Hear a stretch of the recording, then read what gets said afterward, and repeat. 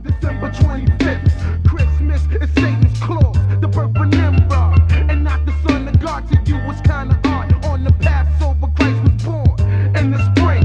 So now we bring the truth about the King of Kings. That's Black Jesus and not Caesar Borgias. And the facts can't be changed. It's all about the Most High. It's all about Yahweh Shai. It's all about the Most High. It's all about Yahweh Shai. It's all about the Most High. It's all about Yahweh Shai. It's all about the Most High. It's all about Yahweh Shai. It's all about the Most High.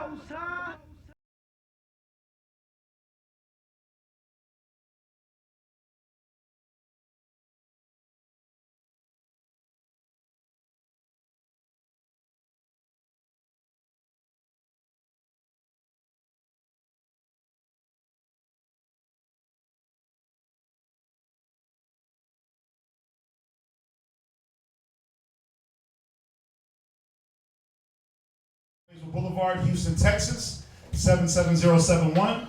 Our class times are Monday and Wednesday from 7 to 10 p.m., Friday 6 to 9 p.m., Saturday morning Sabbath class from 10 to 2, and we also do our pre-recorded kids class from 12 to 1. All right? So if you're in the Houston area, feel free to join us for any one of those times. Okay, if you're in the San Antonio area, we have a school located at 4219 Centergate Street, San Antonio, Texas, 78217. I believe their class times are Tuesday through Saturday, 7 to 10. As well as our location in Albuquerque, New Mexico at 501 Copper Ave, Northwest, Albuquerque, New Mexico, 87102. Okay, so if you're in Albuquerque, if you're in San Antonio and you want to join class live in the building, in the flesh, those are the locations. The classes out in Austin, Texas, those are to be announced. Okay. For our live class, you can watch us on ISB HPK on YouTube. All right, and then look out for the new season of our ISB HPK cable show every Saturday at 8:30 on Comcast Local Channel 17, and you can stream it live on hmstv.org. All right, that's the ISB HPK cable show, or Hidden Truth cable show. We also have the Blog Talk Radio show brought to you by the brother Mashaba and the brothers out in Albuquerque and San Antonio, Monday through Saturday around 9:30 on blogtalkradio.com/Mashaba, MASHAHBA. Okay, so you can check that out. Great way to start the morning. Great way to get in the spirit early. You know what I mean? Early. No, not Nami. You know what I mean. Right? No. Right. No. Is that comprehensible? If you need to reach a teacher, you can reach Priest Kazakia at 281-707-2737. You can reach me at 303-557-8979. Please text only during class. After class, you can call, text. Doesn't matter. For any other questions or concerns, you can email us at isbhpk@isbhpk.org. That's our email, isbhpk@isbhpk.org. Okay, for any questions or concerns you might have, or questions. For donations, any form of contribution is welcome and needed. Pens, papers, books, cars, clothes, computers. We need a camp vehicle. We're trying to look for a new building to house our school. We need something bigger. We're outgrowing this building, so if you know any realtors or you got the hookup on anything low cost that's spacious out here in Houston, let us know. That'll help out a lot. For those of you that have donated, we definitely appreciate it. The sister, I believe Dorothy Branch, she donated. We got that, sis, the water. Hope you don't mind us shouting you out on that level. But for everybody that's donated, we definitely appreciate it. It's definitely going to good use. Again, gotta keep the building running here. Gotta keep the school open. Gotta keep the internet paid to be able to broadcast. So we definitely appreciate the help. Okay, so for your monetary donations, if you want to continue to give that, the Wells Fargo account number is at the bottom of the screen, as well as the Google Wallet information. All right. So what we're going to do today, we're going to hold questions for today. So hold your questions. And what we're going to do, brother has a very beautiful class put together. So what we're going to do, we're going to let the brother Arya go into his class and nice little, little history, right? Done. Little history dealing with Samson.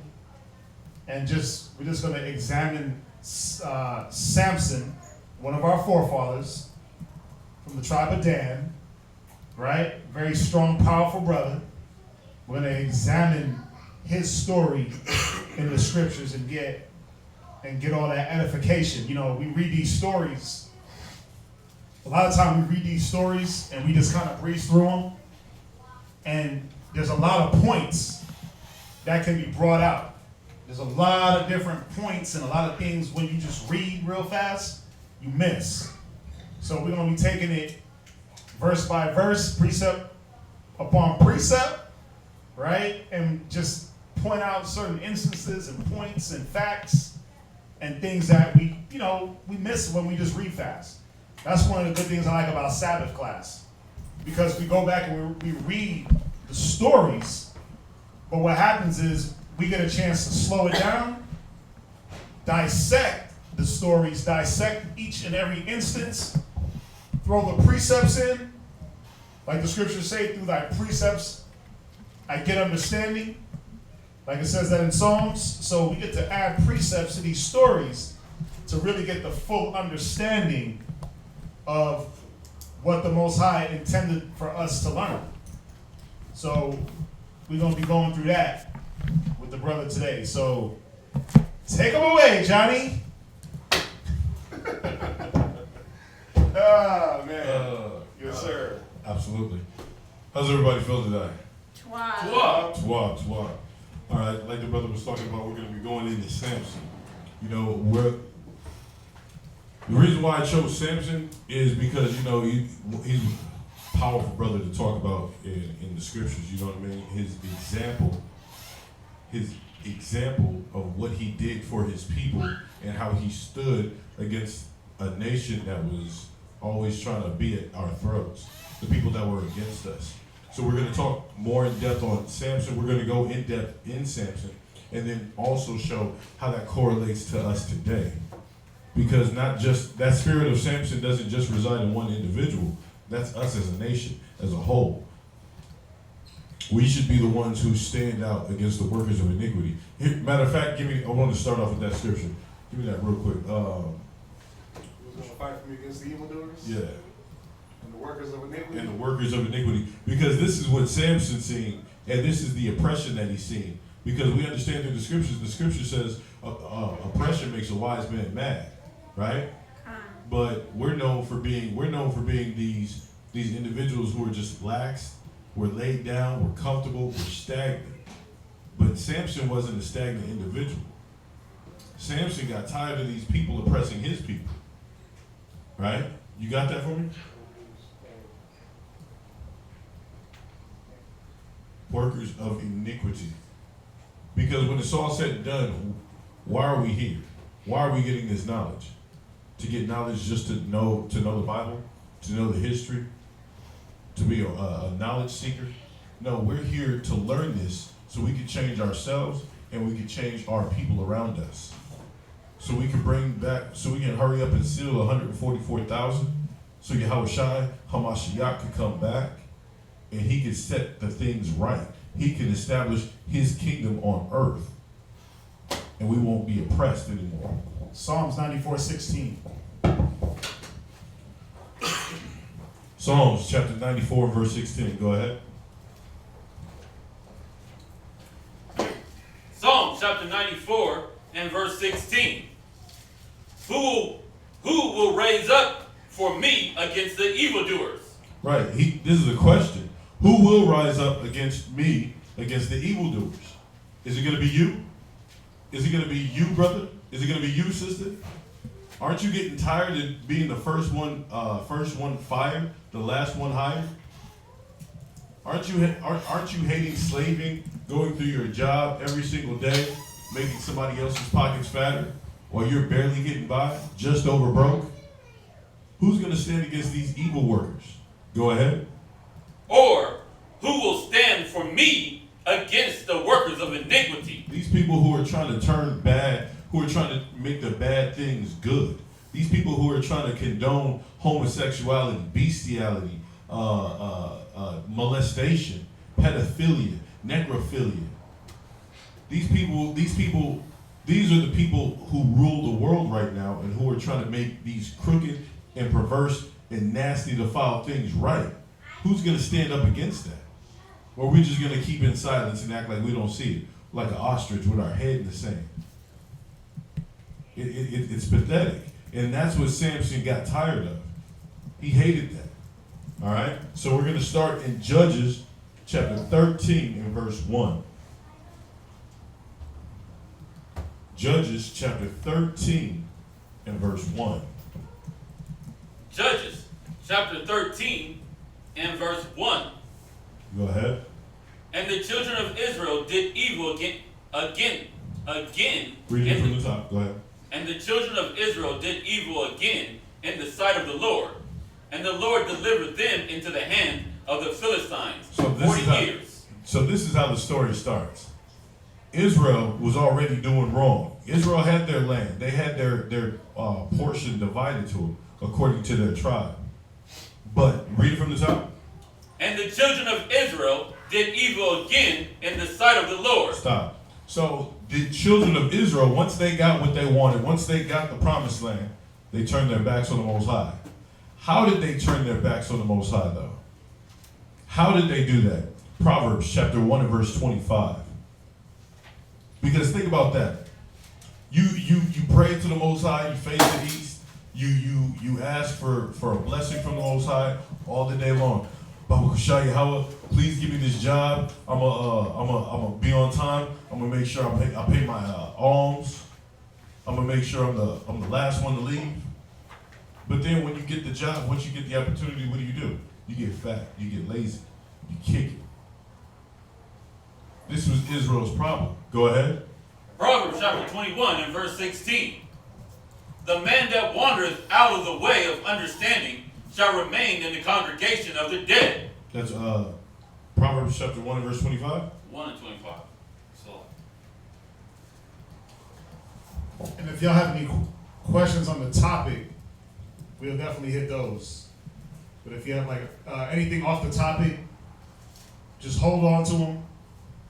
But anything on the topic, we'll get to it as we go. Okay. So hold that. Give me Deuteronomy chapter 32 and verse 15. Because we're talking about Israel. They did evil in this again. Not just for the first time, but it said again in the sight of the Lord. All right? Deuteronomy chapter 32 and verse 15. But Jeshurun waxed fat and kicked. So this is Israel's problem. Every time the Most High helps us out, every time the Most High delivers us away from the hands of the enemy, every single time we get blessed by the Most High, what do? Waxed fat and kicked. We get fat, we get lazy, we get stagnant, we get complacent. We think once we get to the goal, you know what? I got my job, I'm good. I got my car, I'm good. I got my house, I'm good. I got my husband, I'm good. I got my red, I'm good. You know how many times I hear that in a day? Oh, I'm good, I'm good. Israel is not good. If we were good, we wouldn't be in the conditions that we live in. You wouldn't see your people Issachar lined up at Home Depot, Lowe's, early at 6 o'clock, 5 o'clock in the morning, waiting for their enemy to come and give them a job.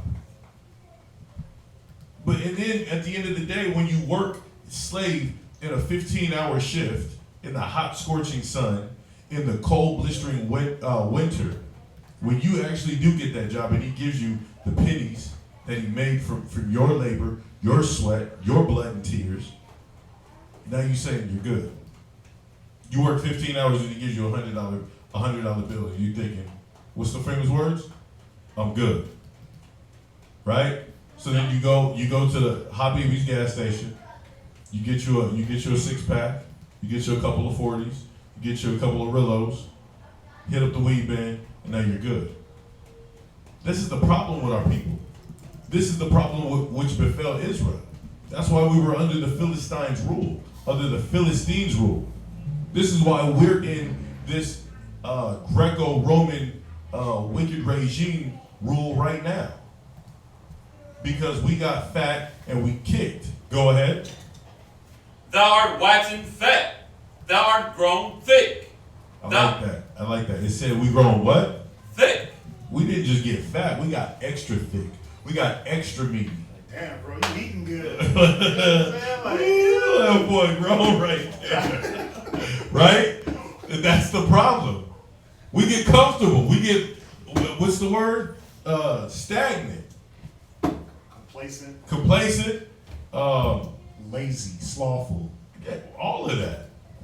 We get lazy, we get slothful. Comfortable. We get comfortable. You so comfortable. Bro, what you doing? Chilling. Nah, what you doing? Just kicking it. Chilling. That's Israel. That's Israel. What you doing, bro? Man, I'm just kicking it. At the crib, just chilling. You know what I'm saying? I'm at the spot. And that's the problem. We didn't just get placed in a bad situation. We got fat in our situation. We got fat in our captivity. They gave us the craps and the scrums of the field, and we turned that into a delicacy, acting like we living good. They gave us the intestines of a pig, and we call that a delicacy. You think chitlins, a bowel movement of an animal, and you consuming that as a delicacy? That's garbage. You're eating filth and you beget filth, and you take pride in that. This is Israel's problem, and that was Israel's problem back then, and it still is today. But how long are you gonna love the simplicity of the stupidity that America gives you, that you see on social media? Oh, she thick. Oh, she got big breasts, big ass. You know what? I want to be like her. Oh, she got a man that just takes care of her, and all she does is stay at home and watch novellas all day. I want to be like that. Novellas. Right? That's horrible. You know what? This guy, he's butter-lipped and shaved-faced. He got a necktie on. He got a business suit. He speaks. He's well-spoken. Right? I want to be like him. No, this is Israel's problem. We want to be like everything we see except what we read in these scriptures. There's nothing wrong with being well-spoken. Just make that clear. No. There's nothing wrong with having an immense vernacular, right? I concur. Yeah, there's nothing wrong with that. You know, we're just saying that what do our people want to gravitate to all around? They always want to gravitate and be indoctrinated by the oppressor. Right. Right? You want to assimilate more to the oppressor than you do to your own people.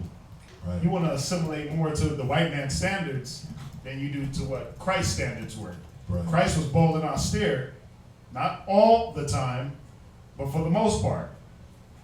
Our people, they want to hear smooth words all the time. They want to be soft. They want to be soft-spoken and soft-spoken too all the time, where there's a balance. So, they ain't saying anything's wrong with speaking properly, you know, and using proper enunciation of words, and nothing wrong with that, right? Never. Yeah, because you got to be able to discourse with different people, but it gets a point where our people, they want to grab a hold of it's no longer, oh, I want to speak eloquently.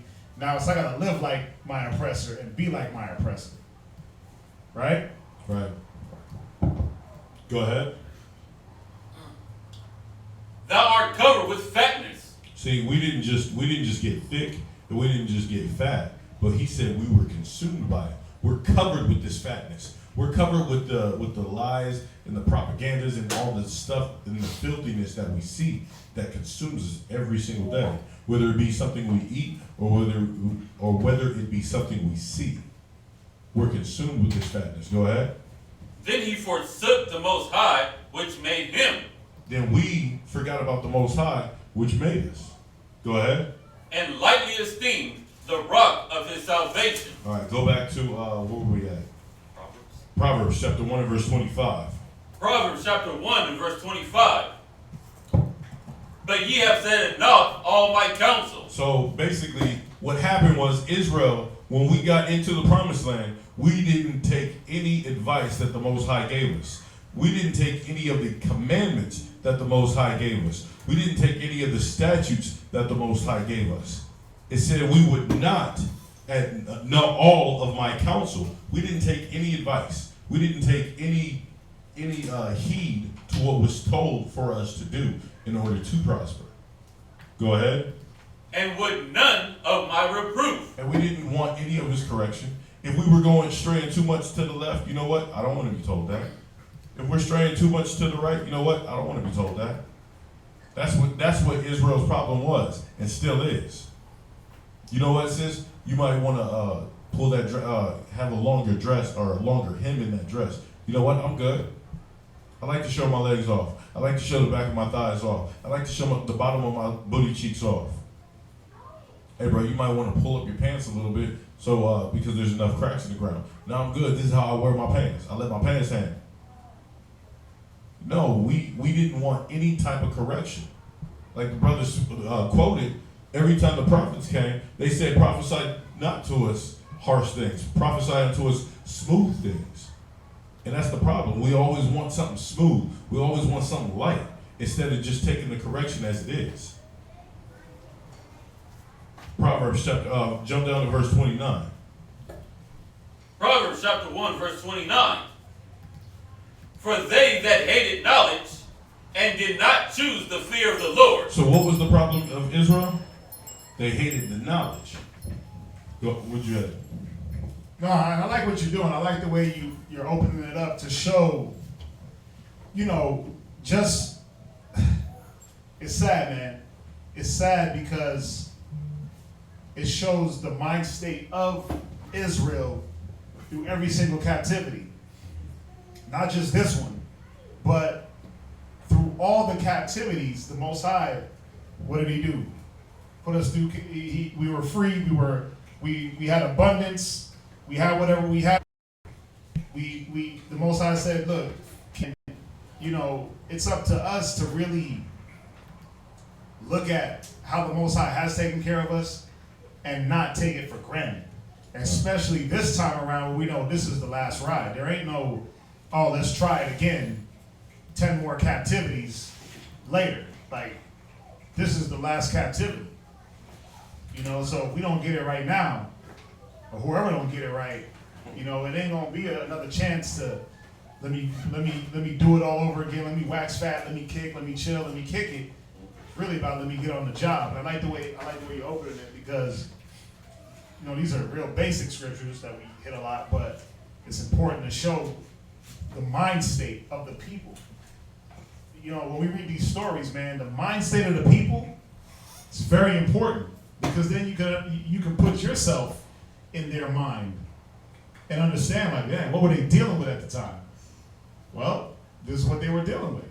A lot of being lazy, waxing fat, kicking, chilling, and then what does that lead to? That idleness, like the scriptures say, idleness leads. What does it say? Teaches much evil. Idleness teacheth much evil. So that's the problem with the people where they got wax fact, they kick, they got idle, they got lazy, complacent, comfortable, but then instead of continuing in righteousness, they end up learning evil. So yeah, I like the way you're opening it. But go ahead. Verse 29. Oh, you're good. I'm not here. Verse 29 again. For that they hated knowledge. They hated knowledge. Israel always wants to know something, but then they don't want to act it out. They don't like the wisdom. How did they hate the knowledge? Hosea 4:6. Because Israel's good for trying to know something, or for trying to follow what they see, but they hate the knowledge of the Most High. For lack of knowledge. Why was that? The basketball player from Sacramento in LA had a shootout with a cop and died. My people are destroyed for lack of knowledge. This is what's going on today. That's what was going on in Israel. Everybody's getting destroyed for what? A lack of knowledge. What's the knowledge? This word. And not following it. That's why we're getting destroyed. That's why you're in this hellish condition that you're in. That's why you got that lazy bum of a husband who bosses you around, who doesn't know how to direct his family. That's why you got a wicked woman that doesn't know how to raise your children, because you guys are destroying yourselves for a lack of knowledge. Read. Because thou hast rejected knowledge. But check this out. The Most High got something for you. He said, check this out. Because you rejected what I have to tell you. Go ahead. I will also reject thee. I'm going to reject you. Go ahead. That thou shalt be no priest to me, seeing thou hast forgotten the law of thy God. Because you can't be a priest of the Most High if you don't know the law.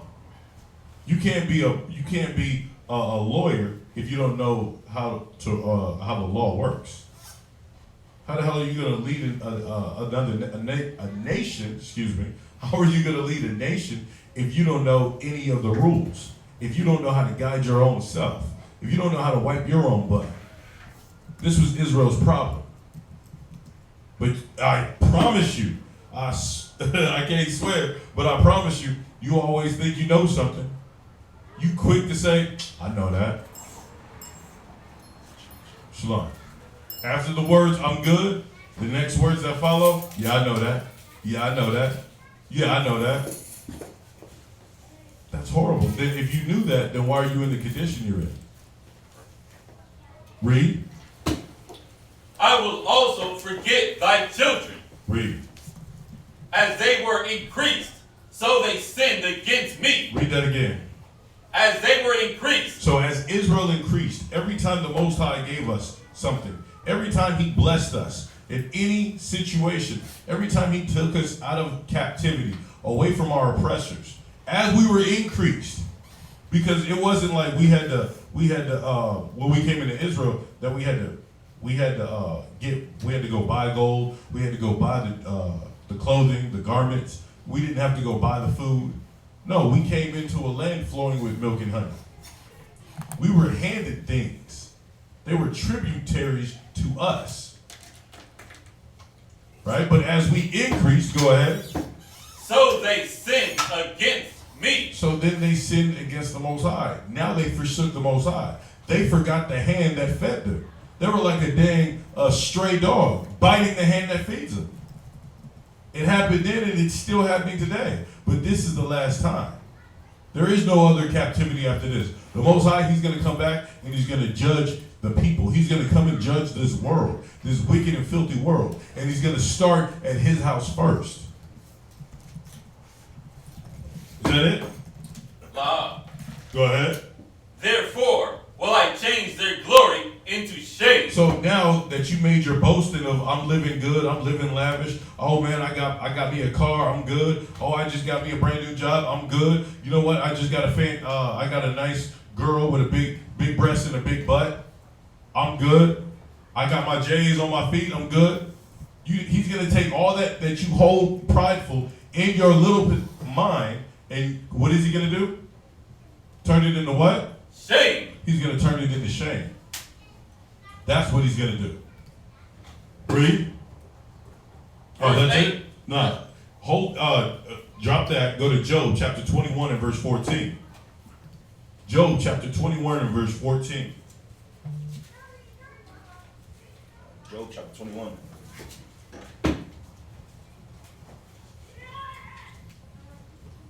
Go ahead. Job chapter 21, verse 14. Therefore they say unto God, depart from us, for we. So every time the prophets came with something, every time we read in Sabbath class, every time Moses came to the congregation of Israel to talk to them about their faults, to talk to them about their murmurings and their complainings and their backbitings. The same way we stand on the street corner every Saturday and talk to Israel, every time we go out and we talk about this word, this Bible, what do the people say? Read. For we desire not the knowledge of thy ways. They don't desire the knowledge of the Most High's ways. Read. What is the Almighty that we should serve him? They're asking this question. What is God? Who is this power that we should serve him? Read. And what profit should we have? And they're asking, what's the benefit in doing that? What's the profit in doing this work? What's the profit in coming to class, learning about who I am, and changing my life? Yeah, I know Christ is black. Con, okay. Oh yeah, that's Moses. Abraham, Isaac, and Jacob. They're our forefathers. They got us. They were the ones who established us as a nation. Yeah, okay, cool. Barakatah Yahweh, Kwame Ashala. They're asking, what's the benefit in knowing that? What's the benefit in serving the Most High? The benefit is you get eternal life. The benefit is you get a crown that nobody can take from you. That's the benefit. The benefit is that you get to sit up on a throne and judge your oppressors. They get to lick the dust from your boots. That's the benefit. But we don't see that. Why? Because we're complacent. Because we're stagnant. Because we're comfortable. Because we're good. Man, I smack somebody in the mouth every time I hear that. I hate that word. Right? But go back to where we at? We're at Job 21:15. Job 21 and verse 15. Psalms 106 and verse 43. 106 and verse 43. The reason why I'm showing this is because you got to understand why Israel in this time of judges was in this type of captivity and why we are still in this type of captivity. It said they did in Judges 13:1. It says, and the children of Israel did evil again in the sight of the Lord. This wasn't even anything new. We still call ourselves black and Mexicans and Puerto Ricans and Dominicans and Colombians and Haitians. A hell uprising? That's really what you identify yourself as? Everywhere I go, I cause hell and I cause an uprising? Come on now. This is why we're going through these scriptures right here, just to show you Israel's mind state back then, and it hasn't even changed. It's getting better, but it's not quick enough. We got to wake the hell up. Tomorrow's not promised to us. Go ahead. Psalms chapter 106, verse 43. Many times did he deliver them. Many times the Most High delivered them. This is why it's happening again. The many times Israel was delivered and saved by the Most High. Read. But they provoked him with their counsel. But they provoked the Most High with their counsel. They provoked the Most High with their ways. They like what they saw over on the left side. They like what they saw over on the right side instead of following the path that was laid before them. Hold that. Give me Proverbs 12 and verse 26. Proverbs chapter 12 and verse 26.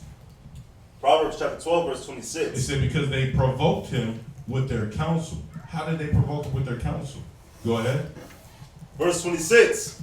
The righteous is more excellent than his neighbor. We Israelites, everybody of Indian and Negroid descent, those scattered through North, South, and Central America, we're better than the rest of the world. Stand in awe with that. We're better than the rest of the world. I don't want to say take pride in that, but you can have your head lifted up because the Most High chose us above the rest of the world. He said we're more excellent than our neighbor. But what happened? Read. But the way of the wicked. But the way of what we see in America, the way of what we seen in the time of the Philistines, the way of what we seen when we were in Rome, when we were in Egypt, those ways, go ahead. Seduceth them. They seduced us. It bewitched us. It seemed tantalizing. It seemed appealing. It seemed attractive, sexy, sexual. These ways that befall us every single day in our lives, it's like a carrot in front of a donkey. And the donkey keeps walking towards the carrot, but it never gets the prize. It seduces us. Go ahead. Verse 27.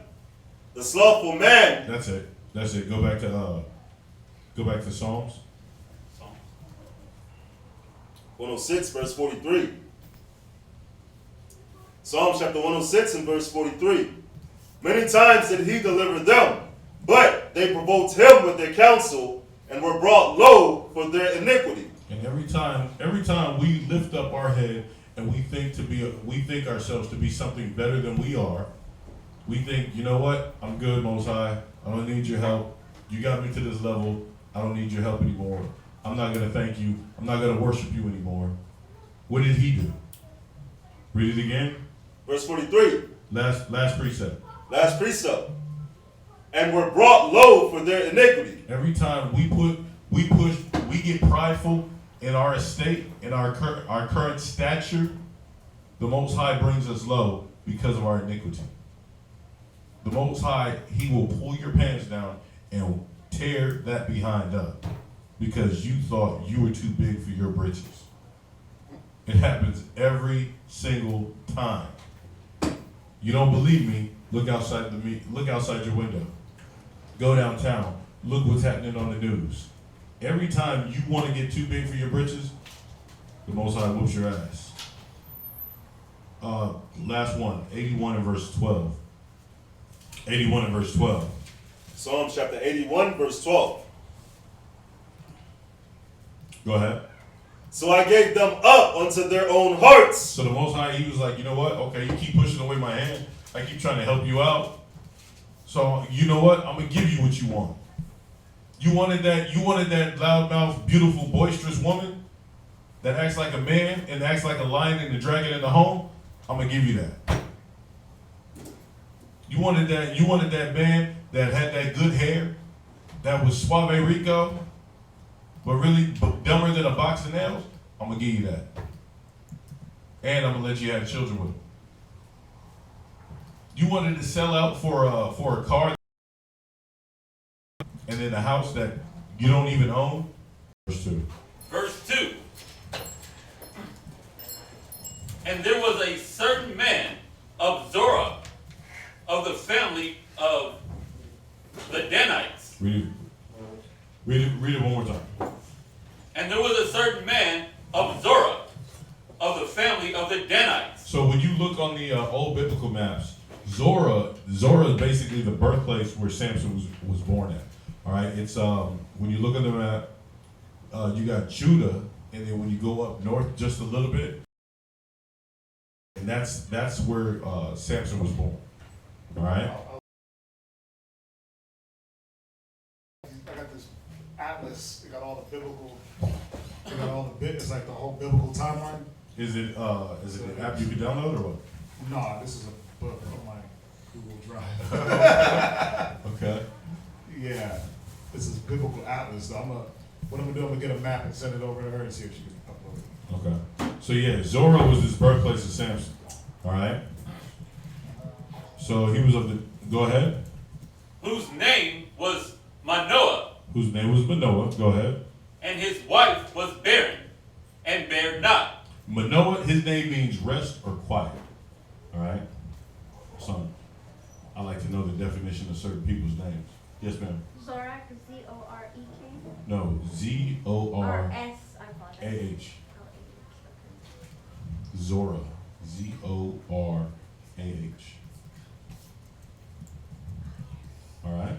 What verse you at? Chapter 13 and verse 3. Okay. And the angel of the Lord, and eat not any unclean thing. Stop. Why do you think he told her that? Why do you think he told her that? Going up. The angel?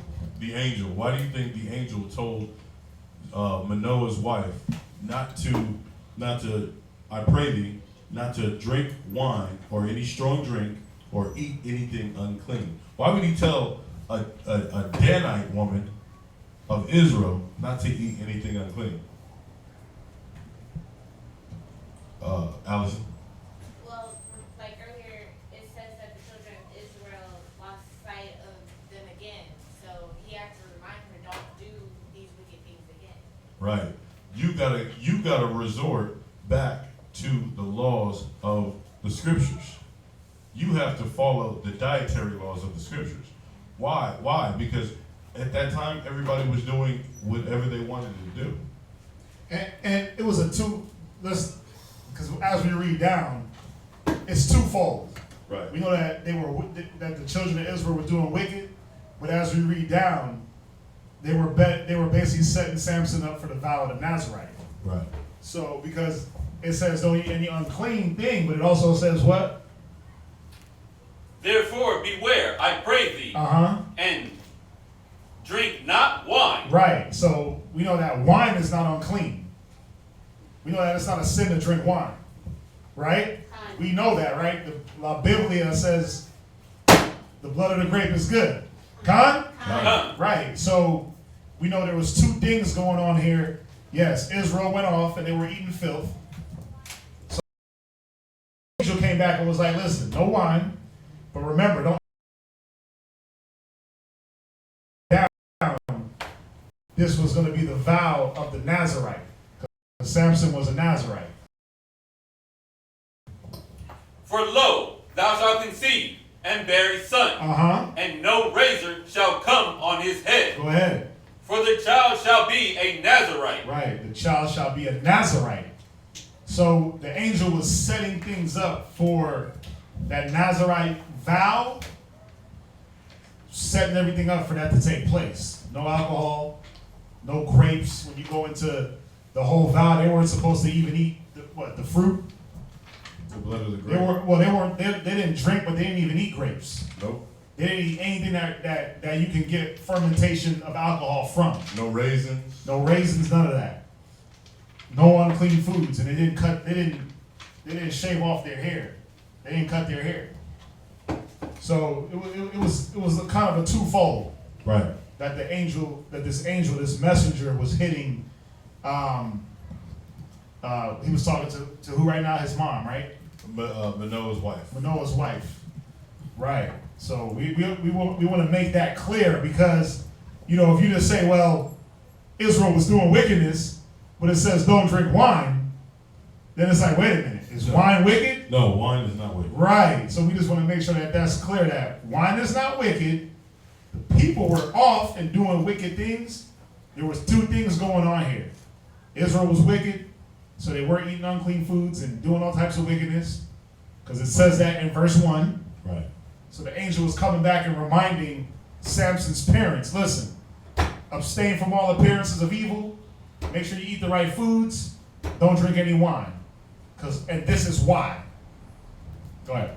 Right. So we're going to look up the definition of Nazarite in the Zondervan Pictorial Bible Dictionary. One of y'all come grab this. I got you. Damn, that's terrible. I'll read it. It's all good. I'll read it. Tell me when. Nazarite. So this is Nazarite, Zondervan Pictorial Bible Dictionary, page 757. 575, excuse me. Wow. Dyslexia. You ready? Go ahead. It says, Nazarite, an Israelite who consecrated himself or herself and took a vow of separation and self-imposed abstinence for the purpose of some special service. So the Most High, he consecrated this child before it was even born and set it apart and had a special purpose for this child. Go ahead. The question whether, you want me to go here, the origin? Yeah. The question whether the concept of the Nazarite was indigenous to Israel, right here, right? The three principle. Distinguishing traits. Right.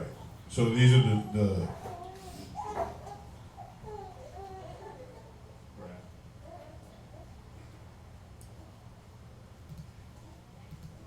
Go ahead. Reasons for assuming the vow? Oh, start here. You start. Yeah, distinguishing traits. Go ahead. The three principal marks which distinguish the Nazarite were renunciation of wine and all products of the vine. So, like he said before, it's not that it was wrong, but a Nazarite specifically didn't drink of the vine. Go ahead. Including grapes. Prohibition of the use of a razor. So he didn't cut his hair, he didn't cut his beard or his hair. Go ahead. Avoidance of contact with a dead body. So it didn't touch any types of dead bodies. Go ahead. So, and it wasn't just contact as far as touching it. Funerals, because you know when you read, we read it in Sabbath class, man. We read it in Sabbath class in Numbers. Let me see if my brain works. I think it's like Numbers 20, and it talked about this. It talked about dealing with a dead body. It made you unclean for 7 days. And then what did you have to do? Was that the one with the cow, the heifer, the ashes? Yeah. Right. Sprinkling of the blood. You had to sprinkle the blood. And the one that was sprinkling the blood. But he was unclean. Yeah, so there was all types of filth and unclean going on when it came to bury a dead body, funerals, and just being in contact. That was Numbers chapter 19. 19, okay, my brain was halfway close to it. Numbers 20, Numbers 19. Yeah. Right, so you have to go through all these rituals of, you have to get the heifer, burn it up, get the ashes, sprinkle it on the third day of touching the dead body, and then go through this whole purification process. So a Nazarite avoided they avoided all that. They had to be clean. They had to stay clean at all times. Or they had to at least avoid dealing with any type of dead body. It wasn't always avoidable. You know, it wasn't always avoidable, but they had to try to avoid it. You want me to continue? Go ahead. It should be noted that he was not expected to withdraw from society. That is, to live a Messianic type of life, nor become a celibate. So basically, he wasn't drawn away from the whole congregation because he lived his Nazarite vow. He wasn't like what people would call like basically a nomad, where he just dwelt by himself and took this vow. He still dwelt amongst everybody. He just had to carry himself more of a different standard, of a higher standard. Yeah, it's like the monks, like how they'll go like live in the Buddhist temples up in the hills. Right. They'll separate themselves from everybody so they can like live their life the cleanest possible way according to their tradition. Right. But that's easy when you just locked away on a hill.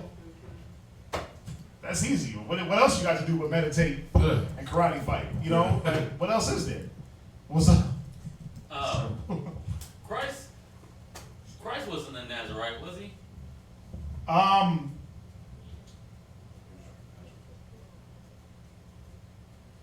look into that. It was I'll look into that. No. I'll look into that right now. Somebody else had their hand up. Well, isn't he a wine drinker? So wouldn't that Yeah, make him a Nazarite? that's one thing. Yeah, Christ drank wine, but he didn't deal with women. So obviously, if he was drinking, then he didn't take the vow of a Nazarite. You see that? Come. Are you talking about is because of his birthplace? Yeah, That's Nazareth. yeah. I was thinking. I was like, I was trying to remember. Was it saying he was a Nazarite, or he was from Nazarene? Nazareth, yeah.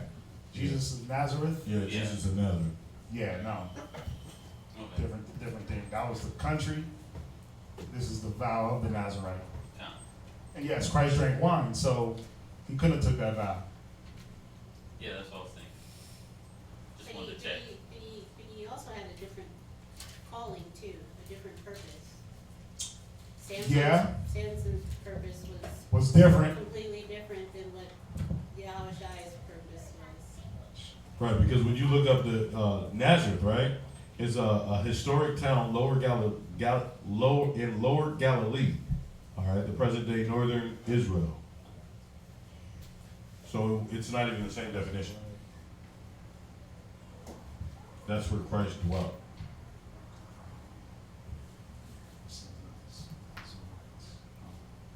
You want me to continue? Go ahead. You want me to go here? Yes, sir. It says reasons for assuming the vow. The reasons for taking a Nazirite vow were numerous.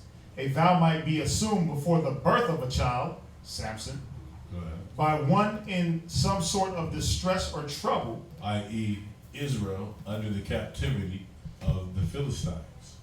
Right? They needed a form of a savior, a deliverer. Right? Khan. Go ahead.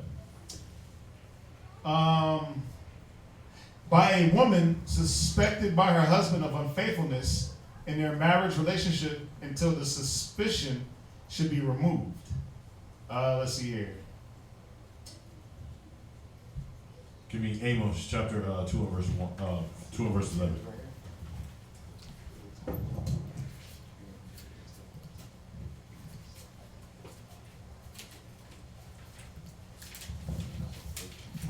Amos chapter 2, verse 11. So we're going here to show you what the Nazarite was. All right, go ahead. Amos chapter 2, verse 11. What they symbolized. Go ahead. And I rise up and I rise up of your sons for prophets and for your young men, Nazarites. Go ahead. It is not even thus, O ye children of Israel. So basically, the Most High, he used the Nazarites as well as the prophets as spiritual instructors or examples for Israel. That's what he did. That's what a Nazarite was. All right? Go back to Judges. Judges chapter 13, verse 5. For lo, thou shalt conceive and bear a son, and no razor shall come on his head. Real quick, quick question. Everybody know about the tribe of Dan, right? Khan. Khan? Who's his mother? I don't remember who his mom was. All right. Anybody? We breeze past it. We always talk about the tribe of Dan, but anybody know like the history of Dan? Real quick, go to, because it just crossed my mind, Genesis chapter 30, verse 1.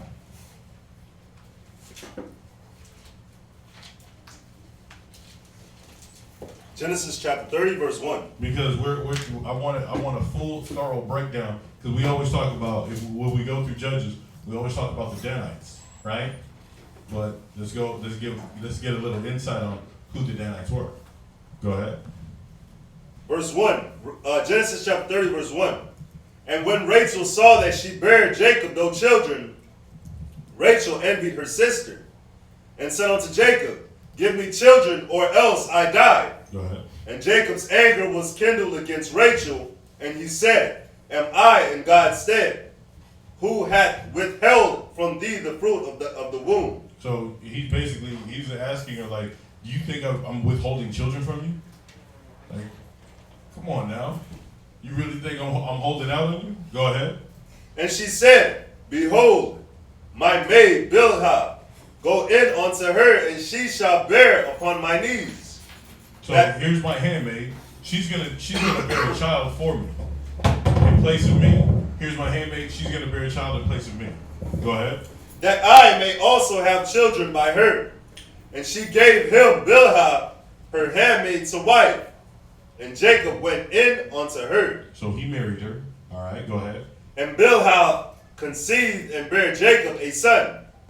And Rachel said, God hath judged me, and hath also heard my voice, and hath given me a son. Therefore called she his name Dan. So Dan, which means judged or he judged. All right. So this is where Dan came from. He was the fifth son. He was the fifth child of Jacob. All right. Little side note to take down. Yeah. Very important.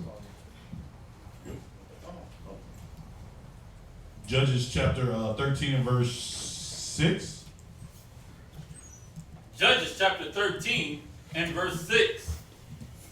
Then the woman came and told her husband, saying, A man of the Most High came unto me, and his countenance was like the countenance of an angel of the Most High, very terrible. But I asked him not whence he was, neither told he me his name. 7.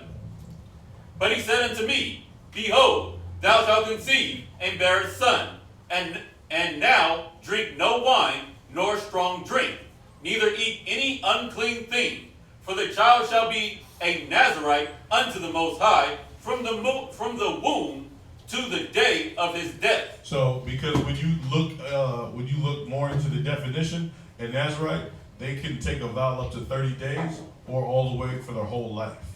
All right. So, what his purpose was to be a Nazarite from the time he was born until the time he died. So that was his purpose. So imagine you got your wife coming in from the field, coming in from work. She's like, babe, I met this man and he had the countenance of the Most High's angel. And he told me I was going to conceive a son. And this is what we got to do. This is what we got to do. How would you feel about that? Kind of mind blowing, huh? That's hot. That's beautiful. But it wasn't nothing strange. You know who else had a revelation like this in history, in the Bible history? Christ. Who else? John the Baptist's mom. John the Baptist's mom. And that's why when you read the scriptures,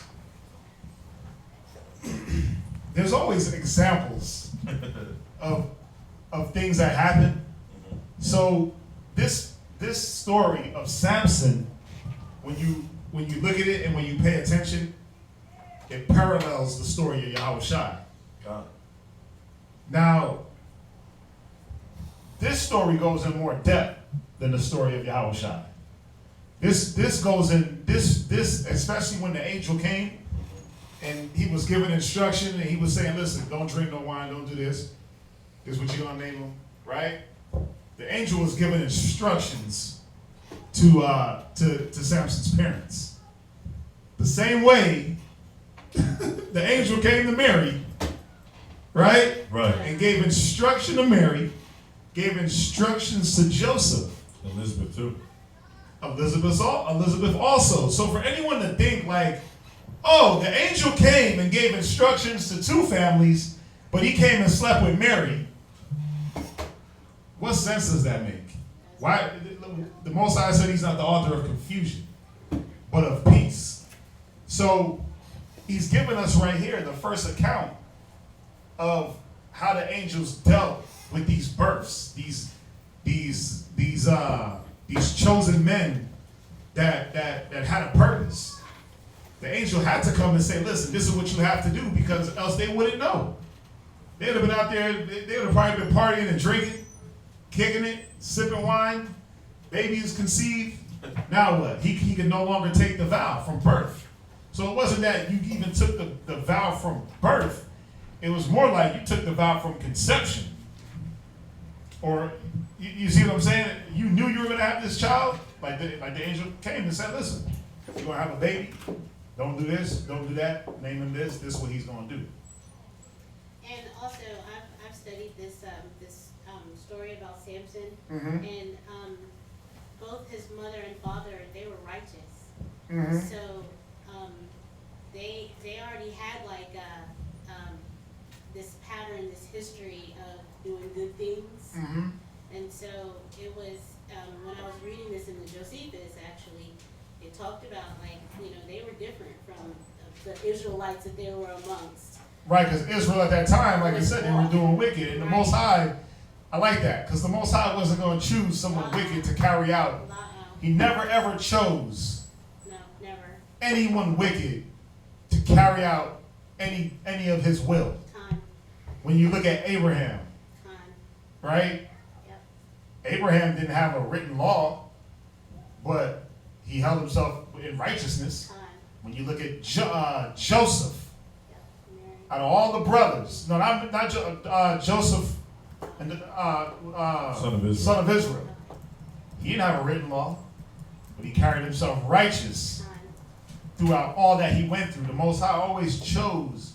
He always had that one righteous one, Yeah. Abel, right? He always had that righteous one. He never said, look, I'm going to use somebody wicked as hell to carry out, well, I mean, unless he was punishing us. He used the wicked to punish us, right? You had Esau whooping on us, right? But he never used anybody, as far as I can remember, he never used anybody wicked to carry out something righteous or to save the people. You see that? So, I like that. Are you gonna go there? Absolutely. To that young Josephus? Absolutely. And let me say one thing about your question about was he a Nazarite? No, he wasn't. There was two things Christ did. He drank wine and he touched their bodies. When you read Matthew 9 and verse 24 and 25, You read? no, you're gonna read it. Let me see.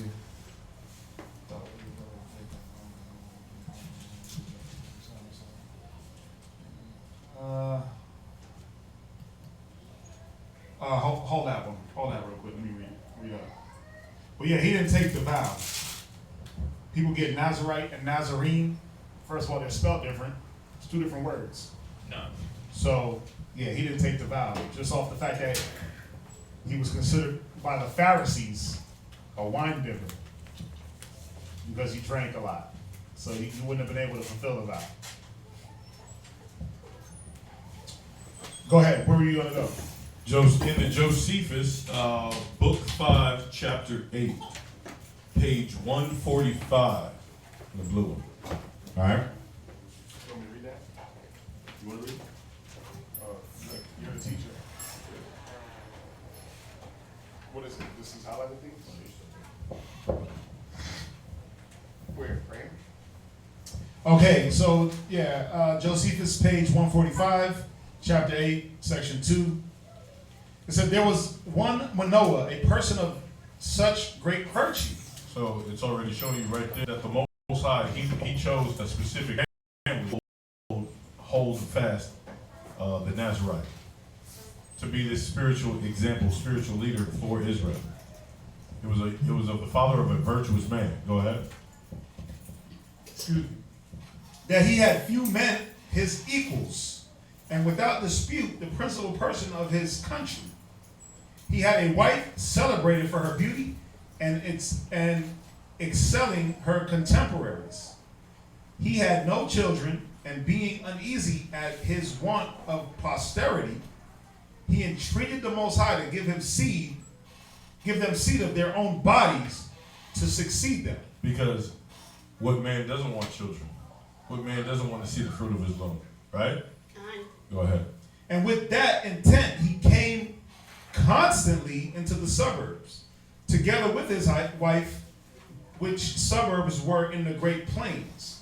Now he was fond of his wife to a degree of madness, and on that account was unmeasurably jealous of her.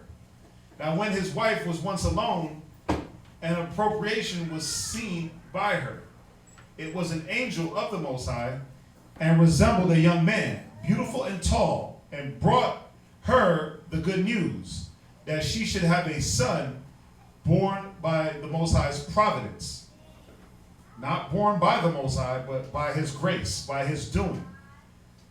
Basically, he's opening up her womb. Right. That should be a goodly child of great strength, by whom, when he was grown up to man's estate, the Philistines should be afflicted.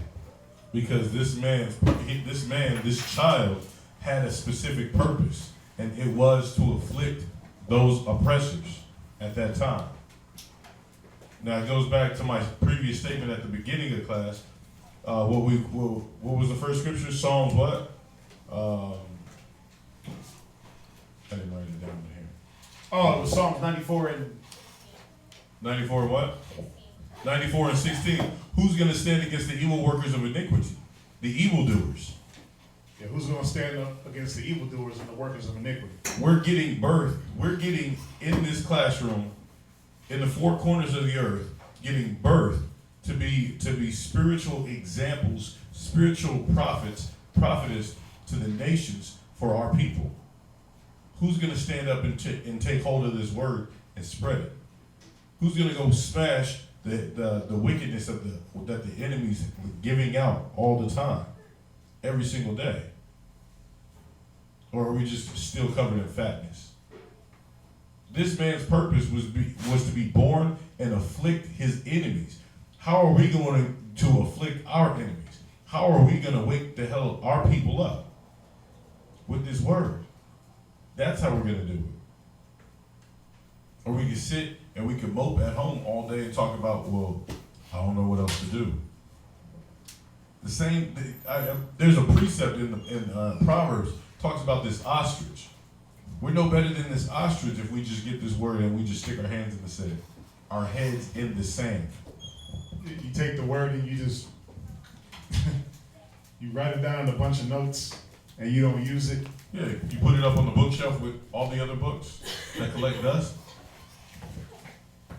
Our purpose is to afflict these spiritual tax slayers, these taskmasters. That's what we're supposed to be doing. And it's time we get off our ass and stop being lazy and do it. We can't be hearers of the word only. We got to be doers of the word. We got to stop saying cool story, bro. No, stop saying con, which means, yeah, stop saying that if you don't mean it. Stop saying con when you don't mean it. Go ahead. Let's see here. It says, he exhorted her also not to pull his hair, Not to cut his hair. and that he should avoid all other kinds of drink, for so had God commanded, and be entirely content with water. So all his life he's just made to drink water. Go ahead. So the angel, when he had delivered that message, Because it was a message. went his way. He didn't sleep with her. I thought that's what it was going to say, like they had sex and then. No, I said message, right? Went his way, delivered his message, He delivered the message, and then he went his way. his coming having been seen by the will of the Most High. Okay. Now the wife informed her husband. You want me to keep reading, or you want to? Yeah, go ahead. Now the wife informed her husband when he came home of what the angel had said, who showed so great an admiration of the beauty and tallness of the young man that had appeared to her, that her husband was astonished and out of himself for jealousy. And such suspicions are as excited by that passion. But she was desirous of having her husband's unreasonable sorrow taken away. Accordingly, she entreated God to send the angel again, that he might be seen by her husband. So the angel came again by the favor of the Most High, while they were in the suburbs, and appeared to her when she was alone, without her husband. She desired the angel to stay so long till she might bring her husband, and that request being granted, she goes to call Manoah. When he saw the angel, he was not yet free from suspicion, and he desired him to inform him of all that he had told his wife. But when he said it was sufficient, But when he said it was sufficient that she alone knew what he had said, he then requested him to tell who he was. And when the child was born, they might return him thanks and give him a present. He replied that he did not want any present, for that he did not bring them the good news of birth of a son out of want of anything. And when Manoah had entreated him to stay and partake of his hospitality, he did not give his consent. However, he was persuaded at the earnest request of Manoah to stay so long as while he brought him one mark of his hospitality. So he slew a kid of goats and bid his wife boil it. When it was ready, the angel enjoined them to set the loaves at the flesh, but without the vessels upon the rock. Which when they had done, he touched the flesh with the rod which he had in his hand, which upon the breaking out of the flame was consumed, together with the loaves, and the angel ascended openly in their sight up to heaven by means of the smoke as by a vehicle, the UFOs and chariots, right? Now Manoah was afraid that some danger would come to them from the sight of God, but his wife bade him to be of good courage, for that the Most High appeared to them for their benefit. Back to Judges. So basically, it shows you real in depth what type of character Manoah was, and then that how the angel delivered a message to the woman. He didn't have sex with her. He didn't sleep with her. He delivered a message from the Most High to her. Where were you at? Verse? Judges chapter 13 and verse 8. Uh-huh. Then Manoah entreated the Lord and said, O my Lord, let the man of the Most High, which thou didst send, come again unto us, and teach us what we shall do unto the child that shall be born. And the Most High hearkened to the voice of Manoah, and the angel of the Most High came again unto the woman as she sat in the field. But Manoah, her husband, was not with her. And the woman made haste and ran and showed her husband, and said unto him, Behold, the man hath appeared unto me that came unto me the other day. And Manoah arose and went after his wife, and came to the man, and said unto him, Art thou the man that spakest unto the woman? And he said, I am. And Manoah said, Now let thy words come pass. Let thy words come pass to me. Come to pass. Come to pass. How shall we order the child, and how shall we do unto him? And the angels of the Lord said unto Manoah, Of all that I said unto the woman, let her beware. She may not eat anything that cometh of the vine, neither let her drink wine nor strong drink, nor eat anything unclean, any unclean thing. All that I commanded her, let her observe. And Manoah said unto the angel of the Lord, I pray thee, let us detain thee until we shall have made ready a kid for thee. And the angel of the Lord said unto Manoah, Though thou detain me, I will not eat of thy bread. And if thou wilt offer a burnt offering, thou must offer it unto the Lord. For Manoah knew not what he was, and for Manoah knew not that he was an angel of the Lord. Hold that. Give me Hebrews chapter 13 and verse 2. So you got Manoah who's showing this great hospitality, because this isn't something foreign to us. That was in our nature. We were always hospitable. When you read further in Judges, it was our custom. If we seen a traveler coming down the street, we brought him in. We fed him. We clothed him. We let him take a bath. Whatever. That was our hospitality. That's how we dwelt. Nowadays, you won't even get somebody to. If somebody looks at you twice, they're looking at you sideways, or they're looking at you sexually.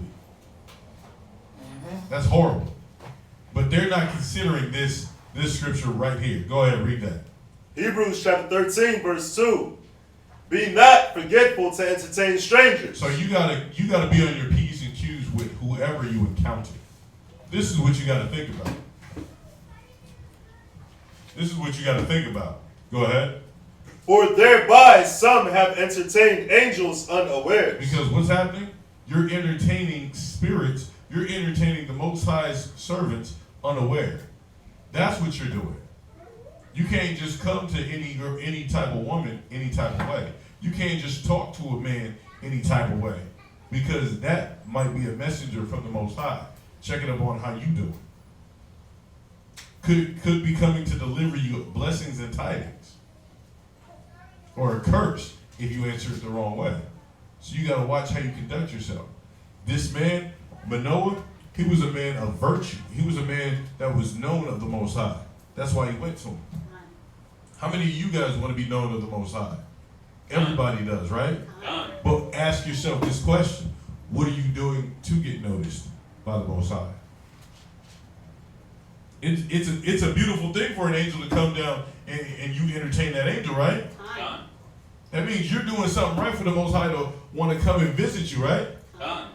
So what are you doing in your actions that's going to make that happen?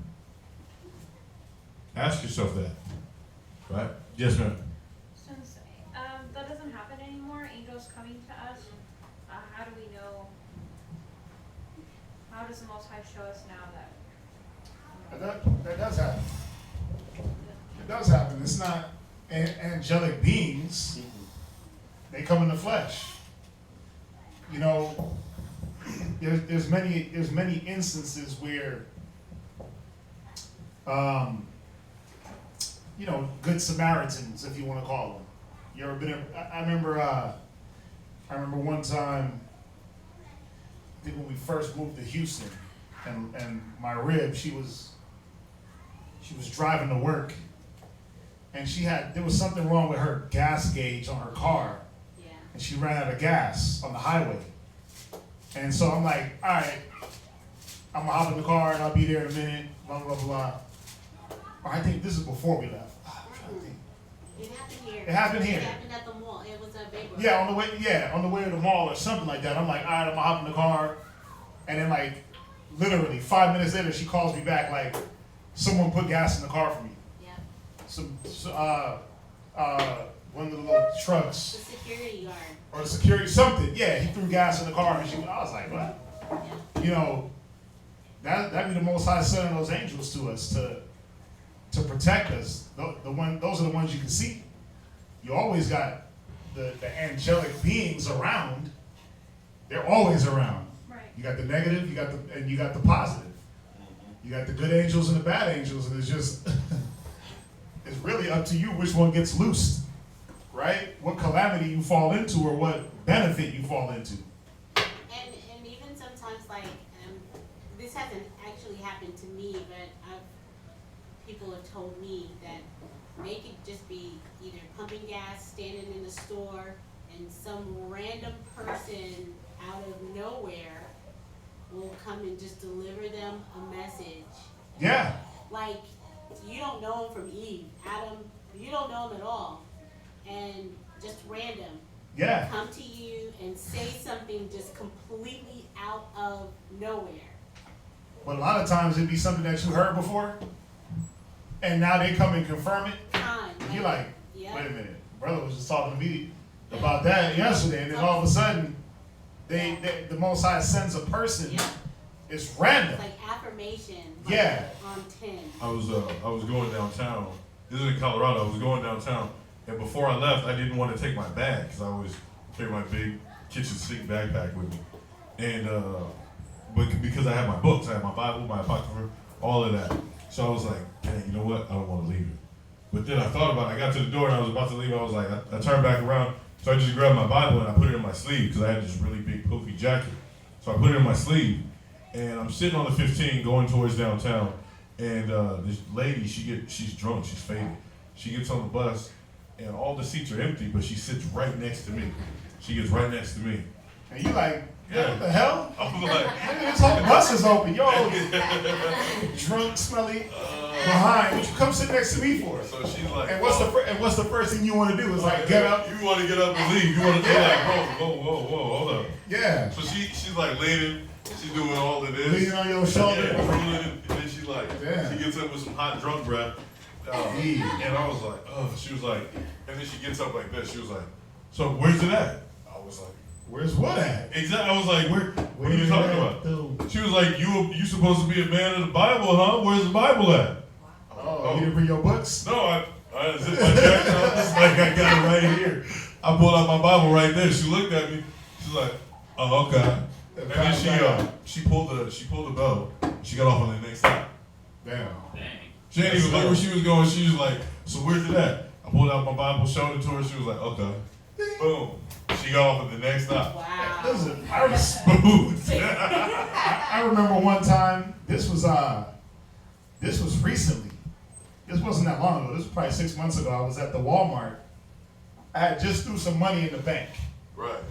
Mind you, I threw money in the bank. You Right? told me this story. Yeah. So I go to the Walmart to grab just like bread, cereal, milk, just regular little old groceries, you know. And so we're waiting in line with the, you know how Walmart be sometimes. It takes long. They close out like all 30 registers and leave open one. Everybody's in line, and this didn't have no self-checkout. So I'm in the line, and this white dude, Edomite, right? He's standing there, and he was a younger looking guy, but he had a cane. And I forget, we just started having a conversation. I forgot. You know, I forgot what happened or what was said, but it's time for me to pay for my groceries. Throw the card in, and you hear, dun, dun, dun. Rejected. I was like, hold up. Yes, So I hop on the Bible on the bank app, and I'm like, oh no, wait, I got way more than enough money. What the hell's going on? Dun, dun, dun. He's like, he was like, oh, what you get, man? I was like, oh, I'm just getting like lunch for the kids and whatever. He was like, oh, I got you. Slid his card, bam. Oh no, this is what he did. He paid in cash, right? He paid in cash. I think it was like maybe $25, $22. He gave him $30. So he gave me the receipt and gave me the rest of the change inside the receipt. So he paid for the money, the groceries, and he gave me the money. And I didn't notice that until I got to the car and I was looking at the receipt, and I was like, oh damn, he put the rest of the change in there. I was like, cool. Right. Kept my money. Barak Yahweh. That was the Most High. I don't know why it happened, but it's things like that where, you know, you got a lot of Israelites in that mind frame of, if you're not an Israelite, I can't talk to you, deal with you, look at you, stand next to you because you're a dirty African, you're a filthy this, you're filthy that, you're a filthy nation, blah, blah, blah, blah, blah. But the Most High sends angels in all flesh, right? He sends angels in all flesh to bless us, or to help us. My rib, she ran out of gas leaving our subdivision. And so she called me. I had to run up, and I was going to push the car. To the across the street to the Kroger. But I was having her turn around, and I started pushing. And this Asian guy, he came out. He was like, "What's the problem?" I said, "She ran out of gas." He went back inside. He came out with a gas can, big gas can. Do some gas in. Yeah. But that's the thing where we know who we are. We know what the nations have done. We know. They're wicked, they're this, they're that, blah, blah, blah, blah, blah. Right? But the reason why the scripture, go back to it, Hebrews. Who got it? Oh, I do. Hebrews chapter 13, verse 2. Read. Be not forgetful to entertain strangers. Right. It's telling you, listen, the scriptures say, if possible, be at peace with all men. Right? So then this comes back and says, read it again. Be not forgetful to entertain strangers. Don't forget that you're entertaining strangers. Don't forget to do this. You're gonna have these conversations with random people on the street. They're gonna be of other nations. They're gonna be of your nation. Go ahead. For thereby some have entertained angels unawares. Yeah, because some of the times you're entertaining angels, and you don't even know it. And that person might be there. The Most High might have sent that filthy Hamite that you call a filthy Hamite, or that dirty Middle Eastern that you call dirty Middle Eastern. We don't call them that, right? Because we're intellectual, intelligent Israelites in here, right? Absolutely. Right? The scriptures say, abhor not an Edomite, abhor not an Egyptian. So we try to follow the scriptures, be at peace with all men. Because why? Those same filthy people that you call filthy, we know what they've done to us. But for one, they could be the ones that can help you out of a situation. The scriptures say, make friends of the mammon of unrighteousness. For when you fall, they'll be there to pick you up. It says using the world, but not abusing the world. So we understand that if we're dealing correctly and balanced in the Bible and through the scriptures, we understand that if we're to be at peace with all men and we're going to be entertaining these strangers, that these strangers are going to come in the shapes and forms of all different types of people. Man, woman, child. And they're going to be saying weird things to you like, yeah, you should have had your Bible. And you're looking around like, what the hell? I knew I should have brought my Bible. And then they confirm it. Or something else is going on with you and they confirm it. Because you know what? You know what's crazy? You know what's crazy about that? People forget to entertain us as Israelites. Because we're the angels. We're the messengers. And you know what happens a lot of times when they do entertain us and they sit back, like we be in the mall and we trying to sell oils and blah, blah, blah, blah. And everybody's like, no, I'm good. No, I'm good. No, I'm good. They think that we're just salespeople. But then when they get a chance to stop, sit, and listen, like I had this one dude the other day. He stopped by the car and he was talking, and he was talking about like there's a little relationship with his girl and this. And I started hitting him with wisdom through the scriptures. Right? And he was like, he looked at me like, do you believe in God? And I was like, I teach the Bible. And he was like, okay. He was like, damn, okay, because he deals with the Bible in his capacity, but the things I was hitting him with, he's been hit with on a certain level. So now he just slide every time he comes to the mall. He just wants to chop it up. He just wants to talk Bible. Every time. He makes it a point. Go get his haircut and visible changes. Comes out, let's talk a little scripture. Because we're angels also. There's a twofold here where people they forget to entertain us and treat us with respect and dignity because we deliver a message too. We confirm and affirm certain things in their lives. When they hear us talking, we're like, yeah, well, you need to do this. They're like, damn, my pastor told me the same thing. Yeah, because the Most High speak once, yea, twice, but men perceive it not. So then he got to give you the weird dreams and go through all that, but we got to be at the level that if we're being at peace with all men, the Most High can deliver messages and give you deliverance through anyone. You see that? As far as helping you out in a situation. Not delivering us like deliver the nation from captivity through anyone. We know Yahweh Shai is the one for that. But little situations where you swipe your card and you need to get groceries and it don't work, and you got the money and you sitting here like, oh Lord, what am I gonna do? And they're like, oh yeah, no, I got you. You buying lunch? Man, I don't want the kids to starve. Yeah, and then they, it's like, damn. But imagine if I would have looked at him like, you little crippled white man. You crippled bastard, right? Imagine if I would have just been looking at him like that and not been cordial to talk. That's what I do anyway. I'll stand in line with you. I'll look, hey, what's up? Next thing you know, I don't care who you are. I can talk to anybody. But see, a lot of Israelites have this practice of, if you ain't my skin tone and if you ain't my nationality, then I can't talk to you. Come on, man, let's be real. Solomon was at peace with all men. He had 40 years of peace. How did he achieve this? He achieved it by being cordial, by being not running around calling everybody filthy nations and dirty Hamites and this and you wicked Edomite and come on, man, like we got to get better. It's about it's about being manifold in the spirit. You see that? So yes, they do come in the flesh. They do come in the flesh. And the Most High sends them for our benefit, man. So be aware. And if we do turn them away, is that our loss? Well, now you got to Or is that like a test? Well, now you got to try the spirit by the spirit. What are they coming for? That's the thing. Is it an evil angel coming to deliver to bring evil to you? You got to discern these things. You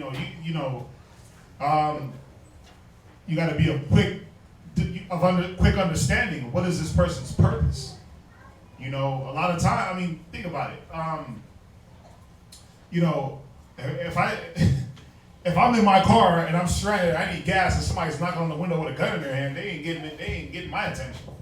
You know, but if it's roadside assistance just happens to roll up and want to fill my tank real quick, yeah. So, you know, it's really discerning.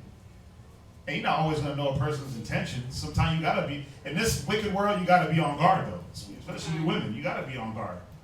You know, because you got these filthy, demonic people of all nations, rapists, murderers, killers. They're in Israel, they're in Edom, they're Ishmael.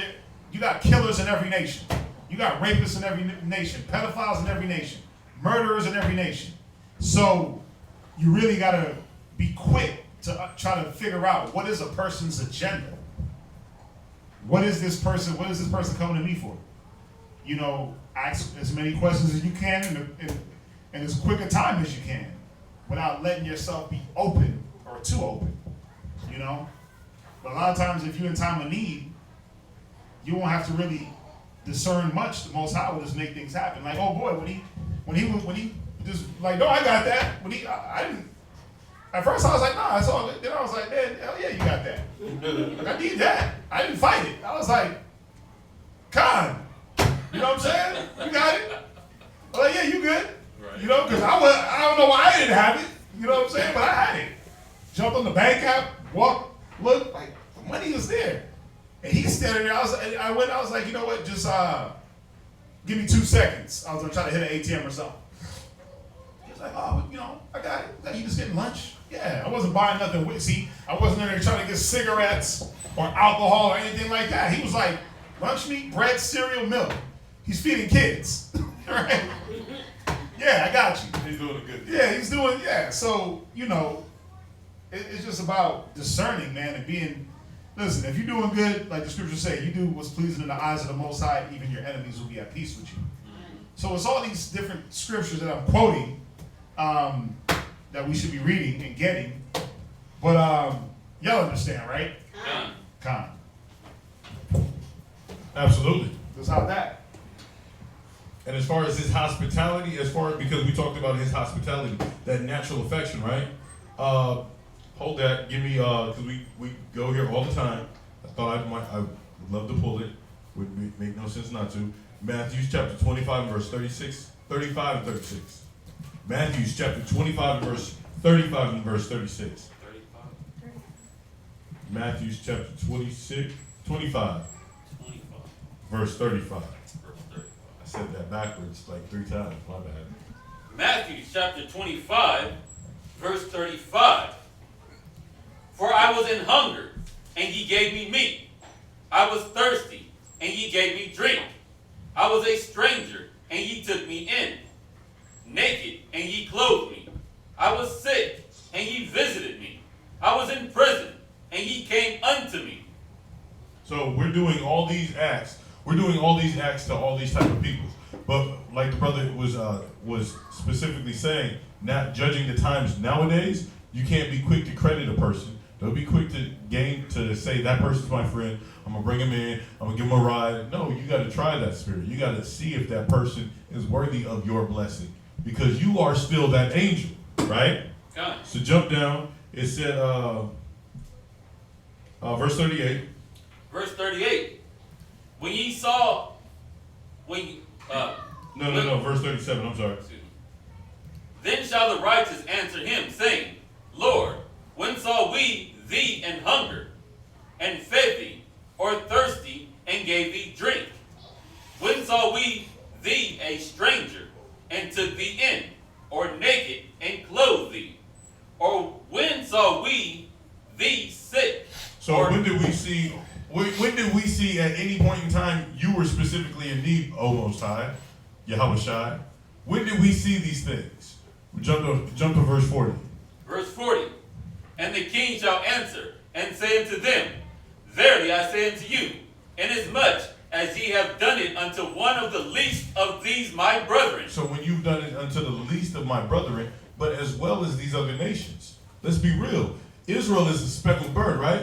God. Nobody has a radar to know who's Israel and who's not, right? God. We have a good understanding of what wicked people are, but they're in every nation, right? Con? So we gotta be nice and brotherly and sisterly to everybody. Because that's gonna come back to us. The Most High is everywhere. He's omnipotent. He's all-seeing. He's in all and knows all, right? So we gotta be on our P's and Q's at all times. And this is what that man understood. This was that natural oral law that was given, that Abraham understood, that he gave to Isaac, that he gave to Jacob, and Jacob gave to Joseph. And Joseph dealt that way in another land majority of his life, away from his family. That's got to be in us. That has to fuel us to stand against the evildoers and those who work iniquity. We got to be that type of fashion. Not just for the hunger, not just to give somebody some food, not to just give somebody some to give them some clothes or a place to stay. We got to give that to them spiritually.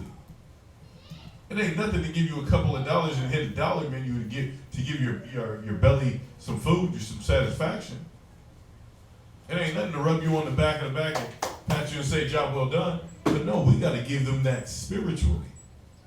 We got to show our people their transgressions. We got to show them where their fault's at, and we got to help them come back to the Most High. Because that's what this is really about. As we're going through this story, that's what Samson was trying to do for his people. Deliver them out of their oppression. We got to help deliver our people out of their oppression. The oppression of their mind and the anguish that they go through every single day. It's horrible. Go back to Judges. Judges chapter 13, verse 17. And Manoah said unto the angel of the Lord, what is thy name? And when thy saying has come to pass, we may do thee honor. And the angel of the Lord said unto him, why askest thou thus after my name, seeing it is secret? So Manoah took a kid. So when he said his name was secret, basically his name was incomprehensible, right? It was wonderful. It was extraordinary. It was too deep for you to understand. And you find that in the look it up in the which one called Strong's definition. The Strong's definition. Right. I don't know why I put blank right there. Go ahead. Verse 19. So Manoah took a kid with a meat offering and offered it upon a rock unto the Lord. And the angel did wondrously. And Manoah and his wife looked on. And it came to pass, when the flame went up towards heaven off the altar, the angel of the Lord ascended in the flame of the altar. And Manoah and his wife looked on it and fell on their faces to the ground. Because 1 minute he was there, next minute he went up on the chariot. Go ahead. But the angel of the Lord did no more appear to Manoah and to his wife. Then Manoah knew that he was an angel of the Lord. And Manoah said unto his wife, we surely shall die, because we have seen the Most High. Which they didn't see the Most High, right? How do we know they didn't see the Most High? No man has ever seen the Most High. Because, go to John 1 and 18. Go to John 5 and 37. Gangster, baby. I'm your swordsman. Yes, sir. John chapter 1, verse 18. Go ahead. No man has seen God at any time. Wait. So Manoah and his wife seen God? No man has seen God at any time. Go ahead. The only begotten Son, which is in the bosom of the Father, he hath declared him. Right. So no man has seen the Most High at any time. John 5 and verse 37.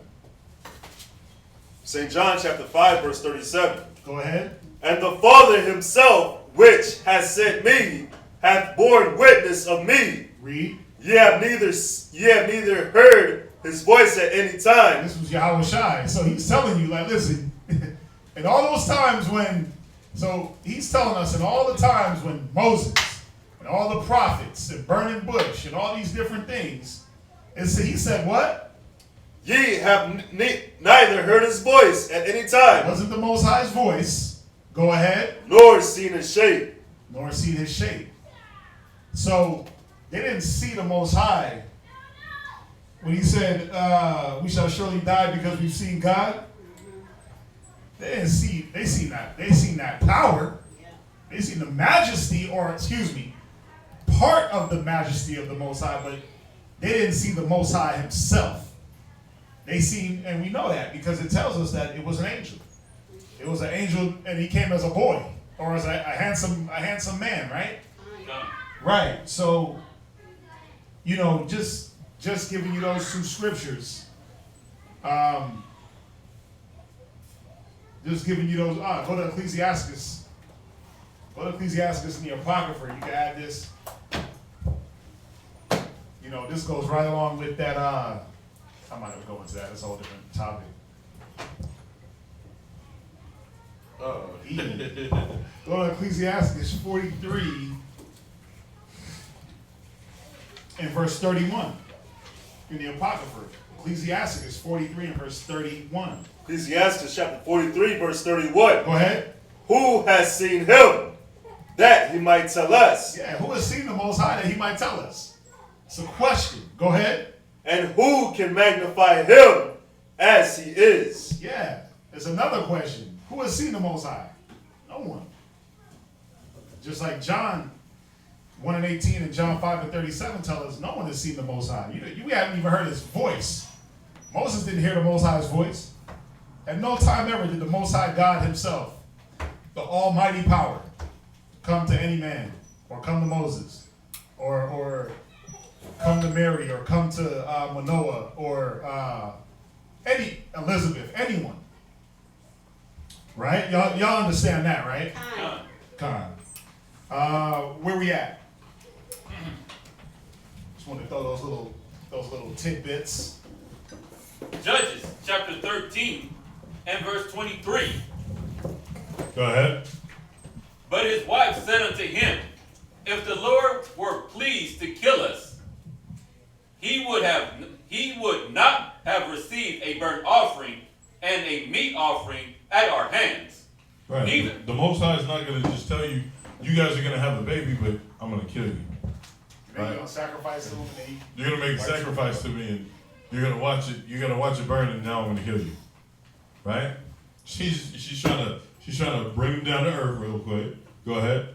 Neither would he have showed us all these things, nor would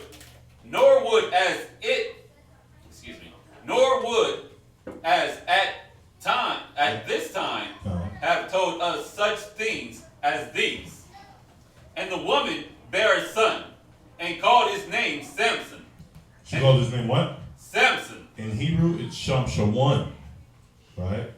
Shamshawan. Like Brother San Antonio, that's my guy right there. Shamshawan. Which means, anybody know the definition? The definition is brilliant, strong sunlight. Brilliant, sunlight, or strong. Alright, and it's pronounced Shamshawan. That's what he was. Strong with a K. He was strong. K strong. K strong. Alright, go ahead. And the child grew, and the Lord blessed him. And the Spirit of the Lord began to move him at times in the camp of Dan, between Zorah and S.O.W. Alright. Any questions on chapter 13 so far? So y'all understand that. This is the beginning of Samson's conception and the beginning of his life. We're understanding why he took this, or that he was a Nazarite, right? He was set up to take the Nazarite vow: no alcohol, no cutting of the hair, no dead bodies, right? Y'all understand that? We see the character. We're looking at we're seeing a few things here. We're seeing the character of his parents. You know, I always like to pull this one. just jumping back real quick, you know, the scriptures say that we're in the midst of a crooked and perverse generation. Somebody get that.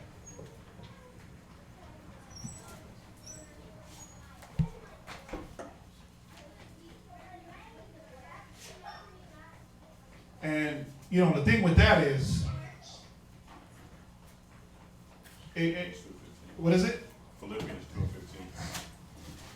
2:15. Yeah, go there real quick. And I know I'm jumping back real quick. I just wanted to point this out. Philippians chapter 2, verse 15. Uh-huh. That ye may be blameless and harmless, the sons of God, Uh-huh. without rebuke, in the midst of a crooked and perverse nation. Yeah, and this was what Samson's parents were dealing with. They were upright in the midst of a crooked and perverse Israel and nations around. Israel was off at the time. Why? Because they were following the wicked customs of these other nations. It's no different than when Joseph was sold off into Egypt and being accused of rape and all these different things.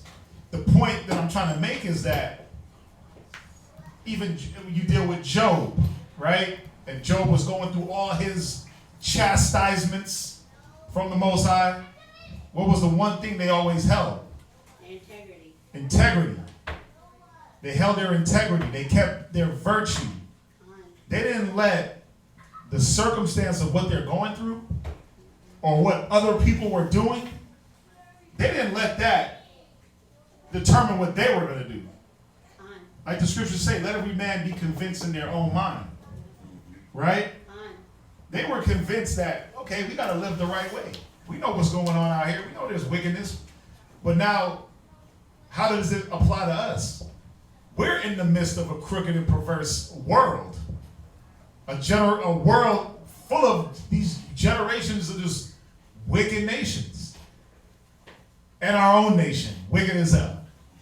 Now, you know, I was doing a class with the sisters on Sunday and just talking about, you know, if you're out in the world, what are you around? You're around all that pollution that's in the world. When you don't deal with wisdom, when you decide I'm gonna step away from wisdom, you now deal with the weak and beggarly elements of the world. And you know, you always gotta ask yourself, how did that ever solve my problems? Being in the weak and beggarly elements. And you know, the beautiful thing about Samson's parents was that they didn't say, well, damn, they're doing it, so let me go do it. They're being wicked, let me go be wicked too. And then look how the Most High blessed them. Because think about it. They wanted a son. They wanted a child of their own loins, right? They wanted one. They wanted one. How come they didn't get one? Or how come they got one? They got one off of what they were doing. Because of their work. Israel don't understand that. You get what you get off of what you do. Like we've been going through it in class. We went through the whole class with Achan, right? How one man can destroy and curse everything around him. Long term, and short term. How one man can destroy things. But guess what? If one man can be a detriment, can't that same one man, if he does the right things, be a benefit and a help? Brothers and sisters got to understand that. Where when you decide that you're not going to deal with wisdom and apply wisdom and knowledge, like the scripture said, when you pull your hand back from that plow, what happens? Everything around you starts to implode, and you can't sit back and wonder why. You just got to know, like, damn, that's my fault. That's me. But now when you get blessed, you got to sit back and say, well, yeah, I was trying to do the right thing. I was trying to follow the Most High. At least I know I tried. And we kept our virtue, and we didn't run and follow everybody else that was getting caught up in the negative. You see that? So I'm saying this because, you know, in reading these stories, it's very important to examine the attributes of the people that we read about. Very important to examine the attributes of our forefathers. It's very important because then you can see, like, well, wait a minute. If they can live amongst wickedness and not fall into it, that means I can. If they can live and be righteous and there's wickedness surrounding them, then the scriptures ain't lying. The scriptures aren't lying and letting us know that we are more than conquerors, like the scriptures say, right? We can conquer through anything. The church's favorite scripture, or one of the favorite scriptures, I can do all things through Christ who strengtheneth me, right? But then it's like, if I can do all things, how come I can't fight the urge to run at the same rate of violence and riot as the world?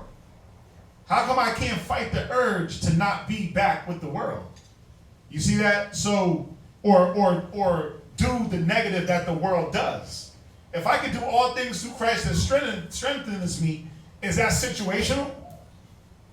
Is it? For some, it is. That's a situational scripture where it's like, I can do that, but I can't do that. That's not all. That's not all then.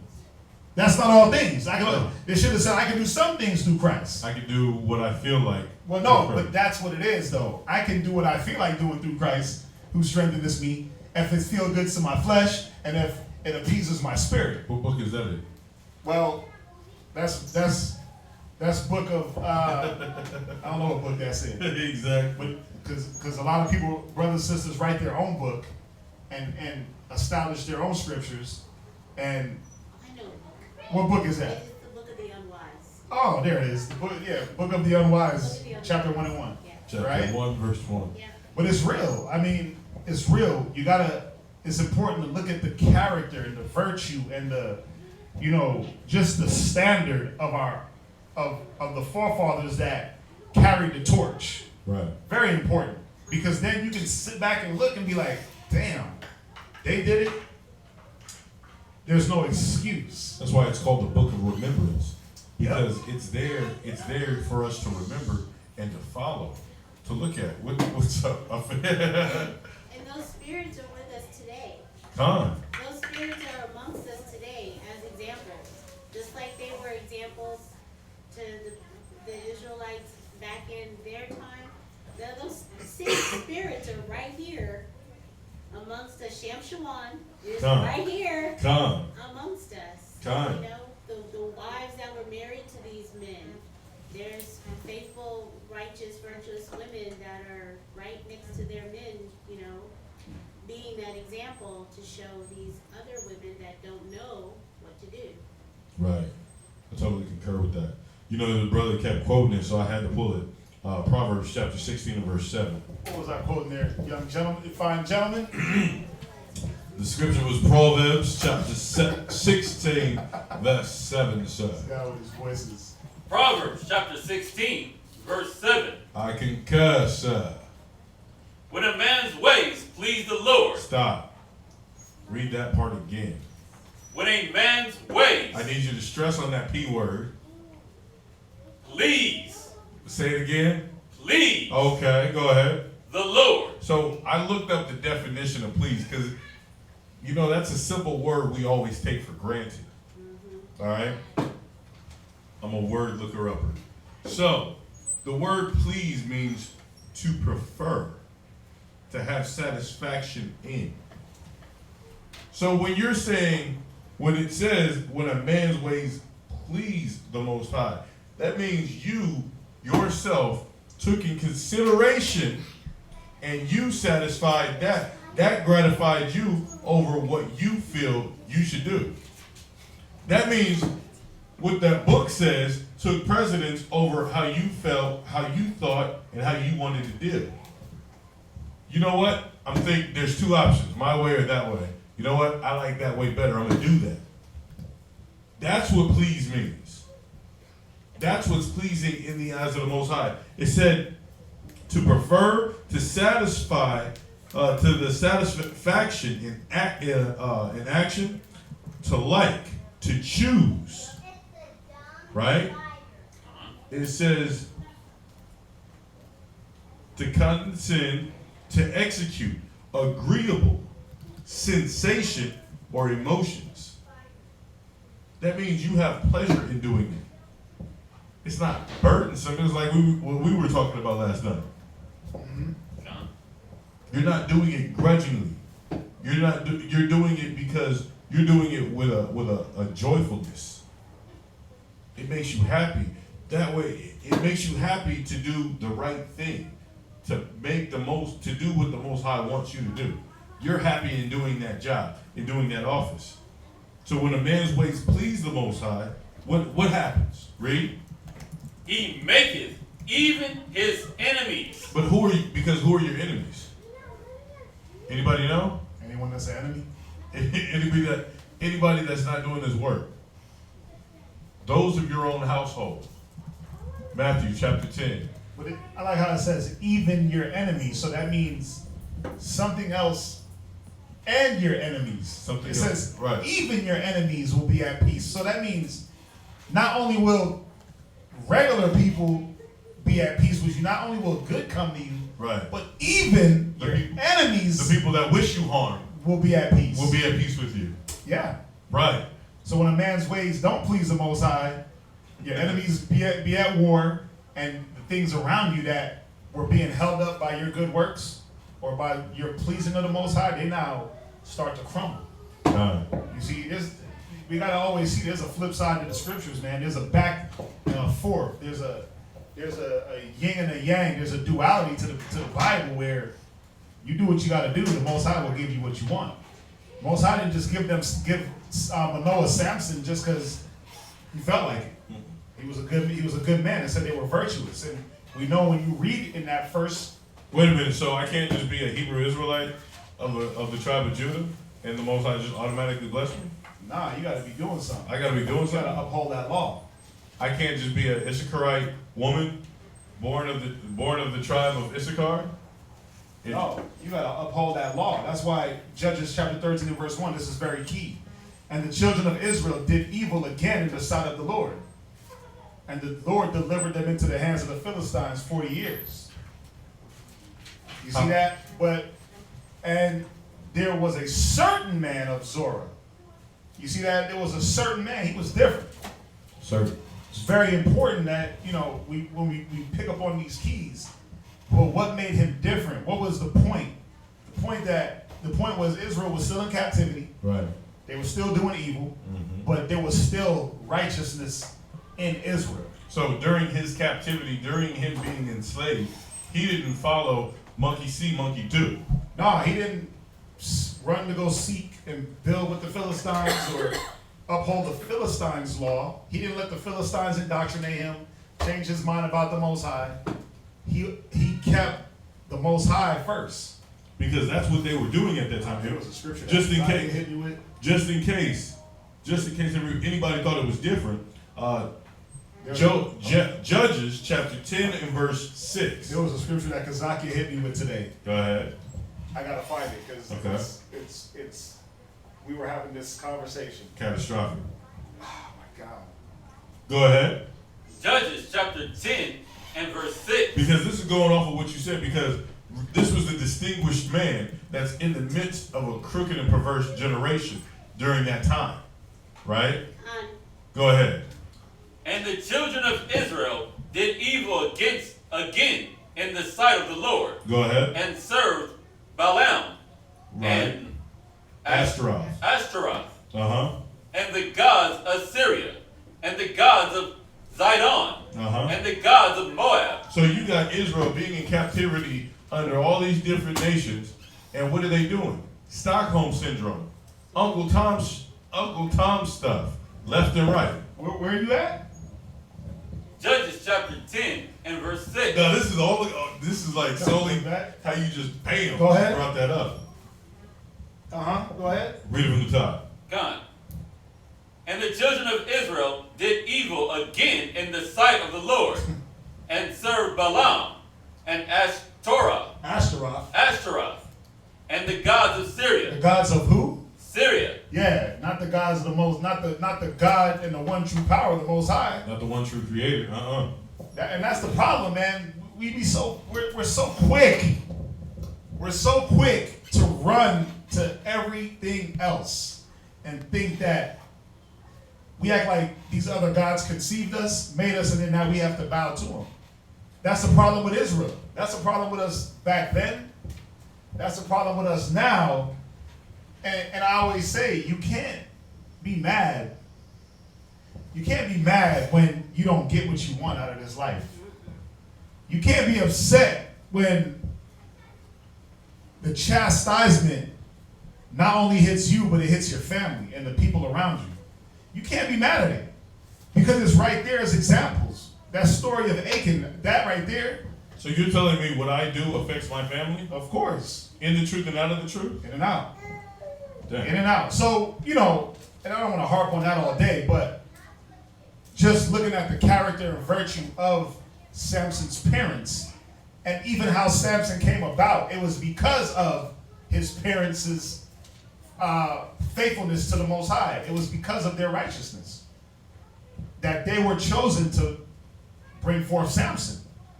You see that? So you got to ask yourself, as an Israelite, what do you want to bring forth? A multitude of unprofitable children? Or you want to bring forth righteous sons and daughters? Because that can be a curse. That can be a curse where, you don't want to do what I said. Guess what? Now when you have your kids, they're not going to do what you say. The scriptures say that, listen, man, if I only could tell y'all the half. If I could only tell y'all the half. You don't want to have to deal with that. Unprofitable children. Oh. You don't want to have the prospect of having a child that when you're sitting here damn near killing yourself to serve the Most High, and you have a child that's like, yeah, I ain't doing it. I don't want to hear that. I'm going to go do every custom of the world. I'm going to get tattoos and piercings and smoke my weed, and I'm 15. You don't want that. Trust me. So, another reminder of how your actions can affect future endeavors. How they can affect current endeavors with yourself and with the ones around you. We're going to jump into the next chapter, right? Just after he finishes this. Oh, okay. Then I got one more. Mm-hmm. And the gods of Zion, and the gods of Moab, and the gods of the children of Ammon. So we got this Stockholm syndrome every single time we're brought into a new captivity. This isn't the first, and we're still doing it. We still say God bless America and nobody else. God's not with America. Their gold, oil, and drugs is not going to save you. The day that the most... If God ain't with America, then why are you? I mean, come on. If the Most High ain't with this country, then why are you? Why? Why are you trying to store up bricks in the brick house for this country? You trying to store up riches for this country? The Most High ain't with this. I have an answer to that why. But Why? Why might I ask? Why? Why? Give me 17 and verse 6. I'm going to tell you why. I came, man. I missed a few. Go ahead, read. You know what I'm saying? Read. Judges chapter 17 and verse 6. What's the good book say? In those days, In them days, there was no king in Israel. we didn't have a leader. And guess what? We still don't have a leader. Not of our own kinsmen. And guess what? And guess what everybody did? Go ahead. But every man, But some men, but every man, some women. but every man Everybody, go ahead. did that which was right in his own eyes. That's why. And the thing with that is now, at this present time, we do have a leader. We do have an example. Go ahead. Because we're looking at all the different, we have more than one. We know that Yahweh Shai is that king, but we have so many examples now of what to do and what not to do, where it's like, it baffles me where sisters still make these messed up decisions about life in all aspects, where there's an example for everything. But yeah, that's a good scripture. In those days, there was no king in Israel. But that was in those days. They didn't have that. They didn't have a king. But who's our king now? Who's our example now? Yahweh Shai. And it don't matter, man, if you got a king or not. Brothers and sisters are still going to want to do their own thing. It didn't matter if there was a king in those days. Yeah, Negroes is going to be Negroes. That last precept, come on. Every man did that which was right in his own eyes. Yeah, I'm going to do what I think is right. I'm going to do, but who's going to do what's right according to Thus saith the Most High. Who's going to stand up? So the first thing I wanted to ask was, isn't there a scripture that talks about how the Most High sent prophets and he sent people and he sent, then the last thing he sent was his son Yahushai, and then after that there wasn't anything else that he was going to send because the next generations they weren't going to have that. In Sundry Times? In Sundry Times, he spoke to us through the prophets. Now he sent his son Yah. It's Hebrews. I want to say it's Hebrews. It's, yeah, Hebrews chapter 1, verse 1. Hebrews chapter 1, verse 1. I think this is the scripture you're talking about. What was it? Hebrews 1 and 1.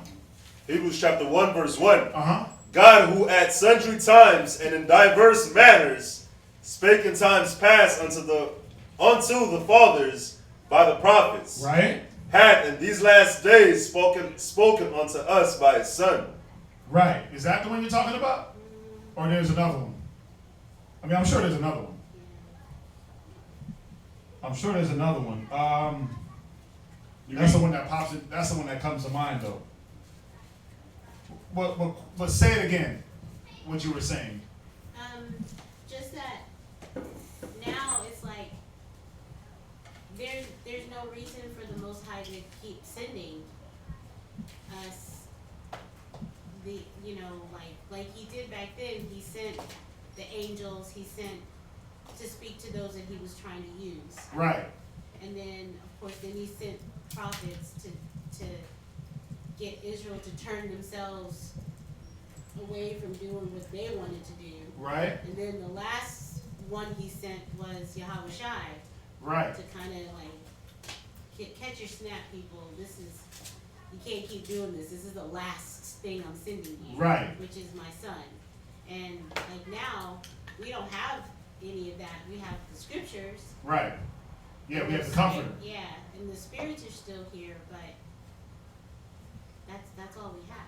Yeah, all we have is this book and the example of Yahushai. And then the examples now of brothers that follow to the best of their abilities, not making excuses, the word. I guess my point is we have more now than what they had back then. Yeah, because, So yeah. There's really no excuse why we can't get it together when now we have way more than what they had back then. You're right, but think about this. Think about this, Abadiah. Think about the ones that were there when Moses Parted the Red Sea. parted the Red Sea. And they still were, and then they went into the wilderness the next day and murmured. They were there in the moment and murmured and they got killed. They murmured. Listen, they murmured after Corin and Dathan died. The next day they murmured. The next day they murmured. They see people get swallowed up in the earth and they still murmured. 20,000 people died the next day. Yeah. 200 died the first day with Corin and Dathan, and then 250. It was 250. 250, and then like 20,000 died the next dang day. So it's easy to say like, yeah, we have all this vast knowledge of what's going on. How come we can't get it right? But even in the moment of going through and seeing the earth swallow a man up, the Red Sea parted, pillar by day, right? Cloud by day, fire by night. Even seeing all these things, Israel still murmured, still went off, still did their own thing. So, again, it's up to every man to be convinced in the knowledge. So, choose you this day, life or death. That's what it is. That's the problem where we have this free will to choose. So a man can choose to read the scriptures, be like, oh yeah, cool story, bro, and then go do his own thing and not think twice. Or read it and be like, damn, I gotta do all that? Okay. I know I ain't gonna do that. I know what I should be doing, and what it does, their spirit is being convicted in hopes that they come and do what they're supposed to do. I mean, That's man though. That's the problem. That's the issue with man. We have that choice. We have that free will. Trial of man is in his reason. Trial of a man is in his reasonings. We know what we're supposed to be doing, but a lot of men know what they're supposed to be doing on all levels. But why don't they do it? Because they have a choice not to. You see that? Many are called, but few are chosen. You know, it ain't for. it's not. Yeah, God. Where we at? We moving on to the next chapter. Let's go to the next chapter. Let's do it. Yeah. So, well, you had your. You guys. We went past it. Was it a question? No, I was like, Oh, a statement. Oh, okay. I like statements. Judges chapter 14 and verse 1. He sent Yahweh ben Yahweh too. No, he didn't. The Most High didn't send Yahweh ben Yahweh. The Most High sent Yahweh Shai. He was crucified. Now we got the book. But let's go on. Amen. Let's read. Amen. Let's read. Judges chapter 14 verse 1. Mm-hmm. And Samson went down to Timnath, and saw a woman in Timnath, of the daughter of the Philistines. So you got this man. He's young. He's stout, right? He's walking on about. He goes down. He sees a beautiful woman of the Philistines in Timnath. All right, go ahead. And he came up and told his father and his mother. So he's like, ooh, Dad. Ooh, you ain't gonna believe who I seen. You ain't gonna believe who I saw. Go ahead. And said, I have seen a woman in Timnath, of the daughter of the Philistines. Oh, she was looking nice. Dad, she was looking real nice. Go ahead. Now, therefore, get her for me to wife. Yo, Dad, I need you to hook that up. I need you to run that. Right? But here's one thing that he forgot. Here's one thing. When a man, his drive, his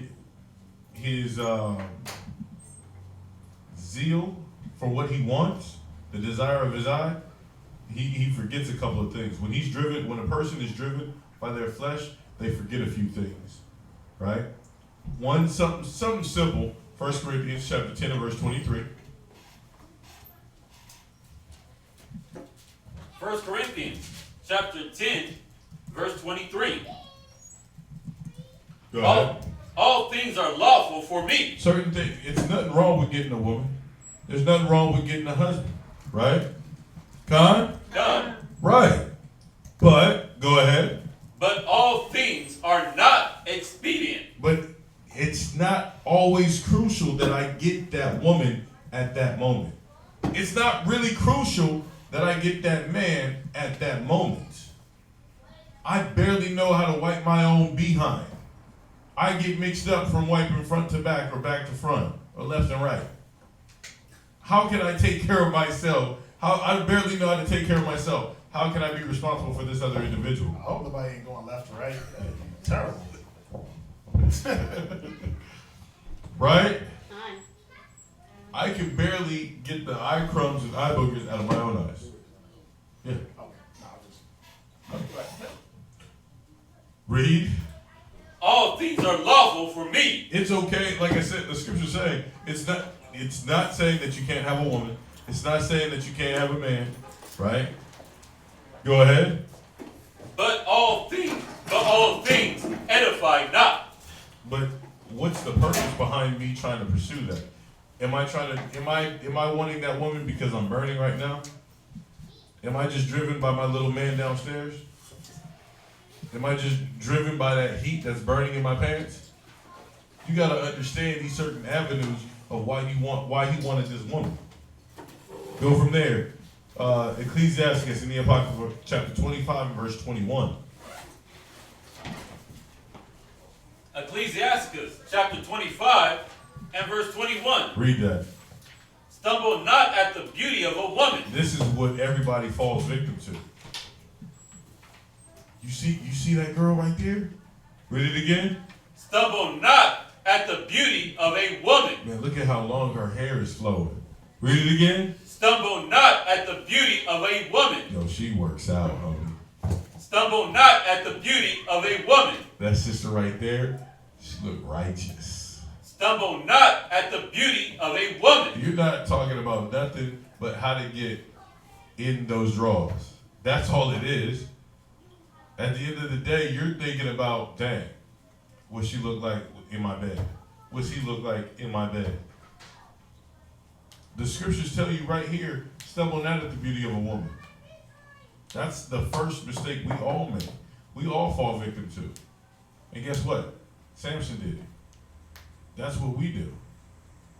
But we got to come away from that. Stumble not at the beauty of a woman. Read. And desire her not for pleasure. Because what are you really looking at her for? For that what? Pleasure. For that pleasure. Can she get me off? Can he get me off? You got to be real with yourself. You got to think past the edge of your penis. You got to think past the edge of your nether regions, right? God. I didn't want to say it for the women, but you got to look past the regions of your body parts, of your limbs, right? Con. Because is that what motivates us? La. No, what motivates us is the scriptures. What motivates us is this word. That's what needs to motivate you. It can't be what you can grasp and what you can feel and what you can taste and what you can lick and what you can suck and what you can drink. It got to be something. What's up? That's like the beastie nature. You know, we had to with our beastie side. Animals, all they want to do is eat, drink, sleep, do the mating, Right. right back over again and again and again. And that's that beastly state. Yeah, that's exactly what it is. We got to stop being beasts.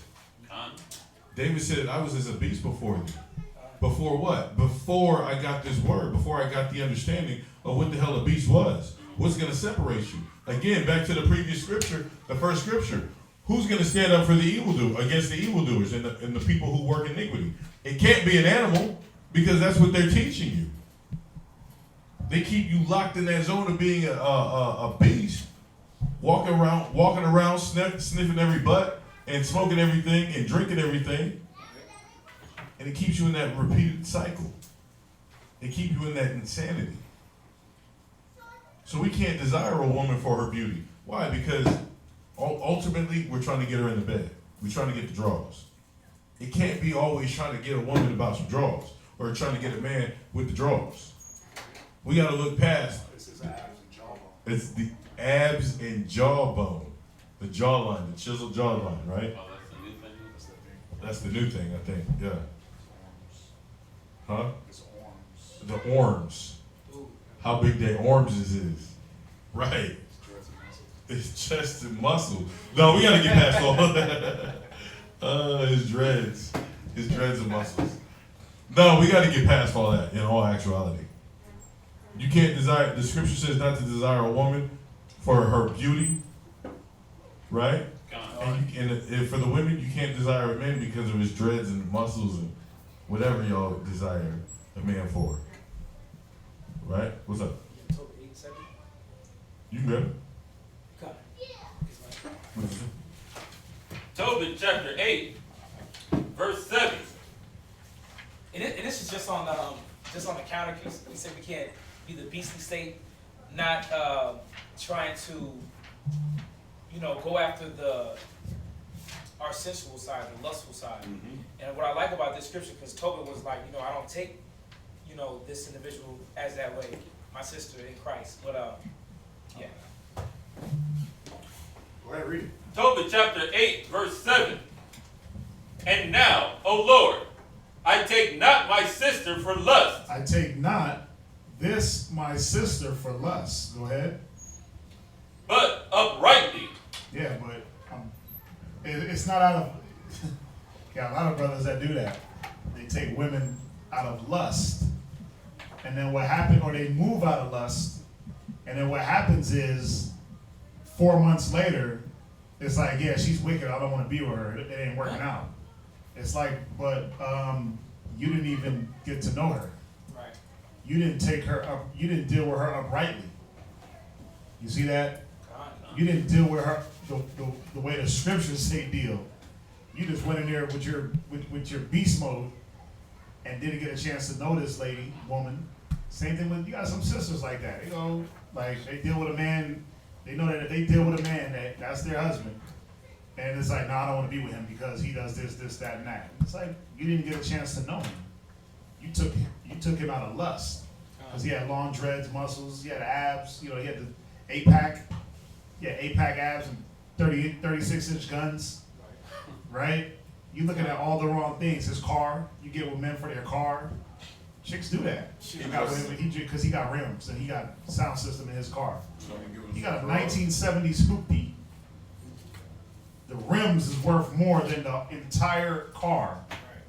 Tim's got good features. And you get with him, but that's what happens. It's telling us we're not supposed to get with anybody out of lust. Go ahead.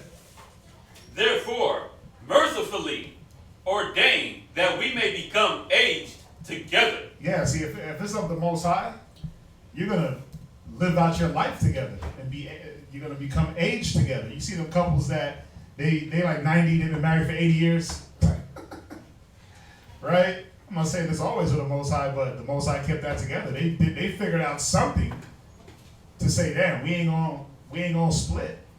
They came to some agreement, right? They condescended. They what's the word? Oh, you talking about when couples they do. No. Starts with C, right? Compromise? They compromised. There we go. They compromised. You see that? But this is showing us, man, we don't want to do things out of lust. So let's jump back. Proverbs chapter 6 verse 25. No, you Proverbs chapter. I like it's my class. Sorry. Proverbs chapter 6. Is that our class? The live stream is down? Proverbs chapter 6 and verse 25. I'm watching it. The live stream video is down. Pro- Yeah. Go ahead. Proverbs chapter 6, verse 25. Lust not after her beauty. So the scripture is telling you again, don't lust after this woman or this man. For their what? Not after her beauty. After their beauty. Go ahead. In thine heart. You can't because what's gonna happen is you put that person's beauty. I'm not saying that you can't have a beautiful wife and that you can't have a handsome husband, right? Him handsome, right? You can have somebody who's handsome, but that can't be the sole purpose of why you're with that individual. Because when it's all said, their face can get burned by some acid. They ain't got no more chiseled features, no more good looks. Right? But what drove you to stay with that individual? It has to be more than just the physical features. Go ahead. Neither let her take thee with her eyelid. So you can't be baffled. You can't be baffled by an individual who's just beautiful. All right. Go from there. Go to 1 Ezra chapter 4, verse 26. This is why.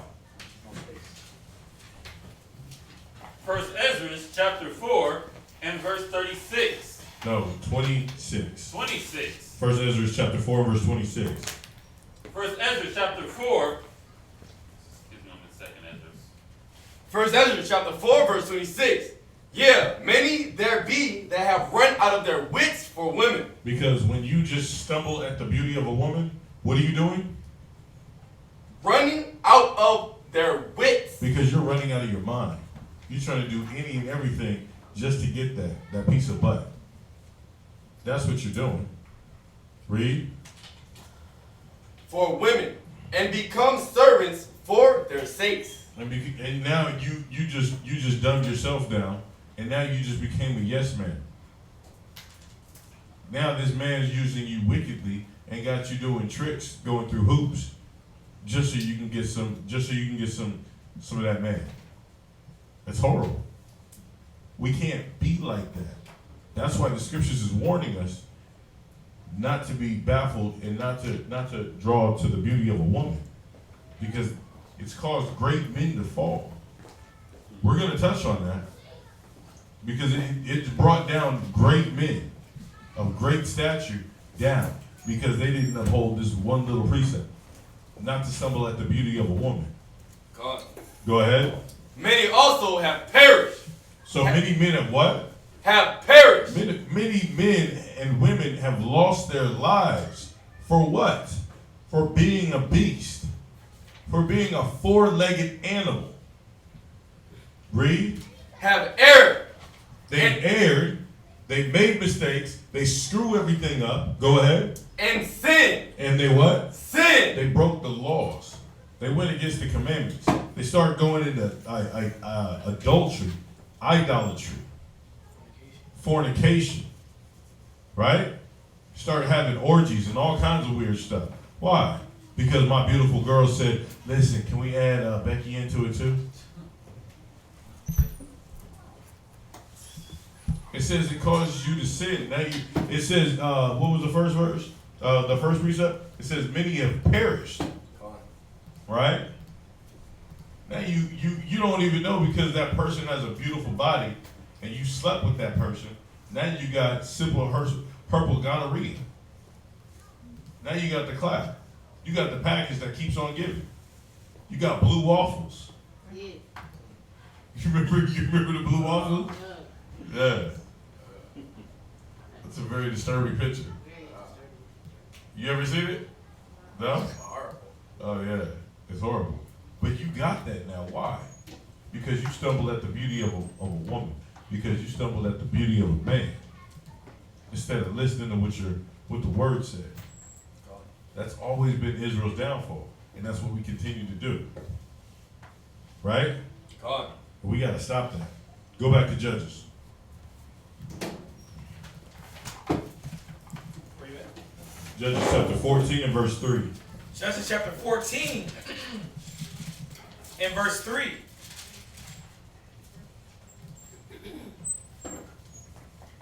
Read it.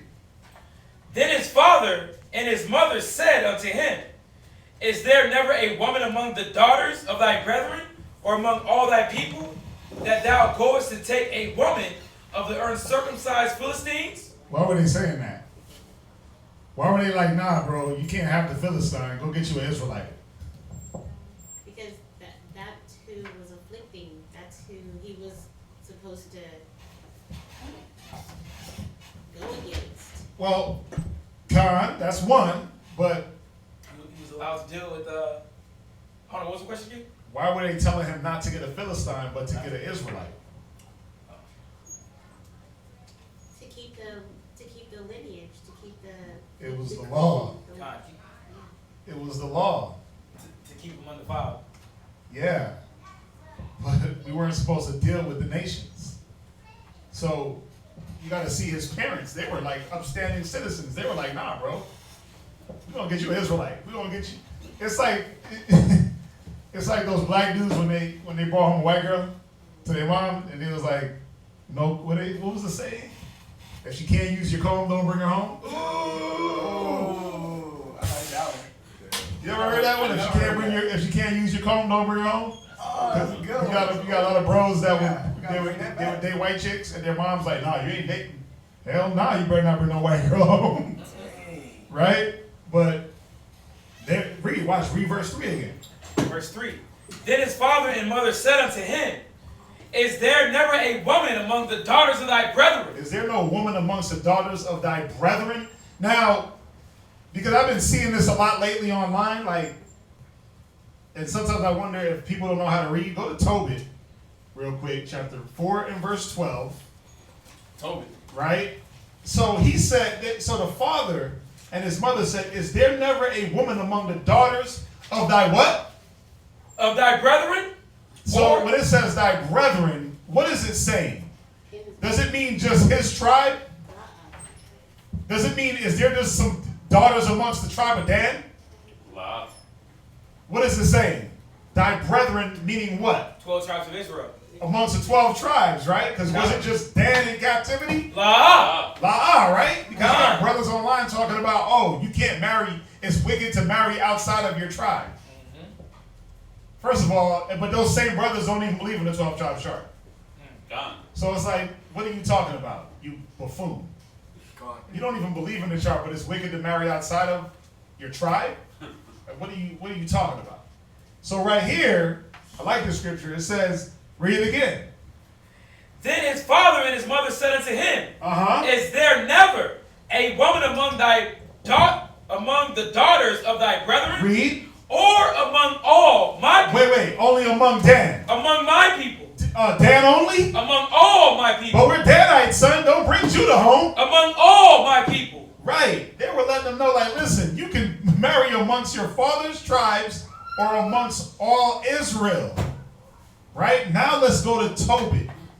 Because it's going to give us, this is a little bit more edification on, because they're trying to bring this scripture out, like, yeah, see, you only marry amongst your tribes. Only you're like Judah with Judah, Benjamin with Benjamin. You don't know who the hell you are. Stop. You don't believe, half of them, again, don't even believe in the 12 tribes chart, but then they're saying, oh, it's wicked to marry outside of it. Let's go to Tobit 4 and verse 12. Tobit chapter 4, verse 12. Go ahead. Beware of all whoredom, my son. Read. And chiefly take a wife of the seed of thy fathers. Thy what? Thy fathers. Right. It's talking about the forefathers. Thy fathers is plural. The forefathers. Right. Now, let's think about it. If you want to get technical, what tribe was Abraham from? There was no tribes at that time, right? God. Ain't he a forefather? God. Right. So, I mean, what tribe was Noah from? I mean, you would assume that they would be so-called Jews, right? But it doesn't say that. But you deal with Noah. The tribe was he from? The tribes came from his son, right? Shem, right? God. Right. So, when it says chiefly take a wife of the seed of thy fathers, it's going all the way back to Adam. The Adamites. It's going all the way back that way. Take the seed of that lineage. Go ahead. And take not a strange woman to wife. Right. A strange woman, a woman of the other nations was considered, that's what was considered a strange woman. Woman dealing in this scripture. Women of other nations. Right? So if you go back to this Judges, the woman of a Philistine woman will be considered a strange woman. You see that? God. Go ahead, read on in Tobit. In Tobit. Which is not of thy father's tribe. Right, thy father's tribe. When it says tribe, it's not talking about his specific tribe. How do we know? Because it names the forefathers. It names them.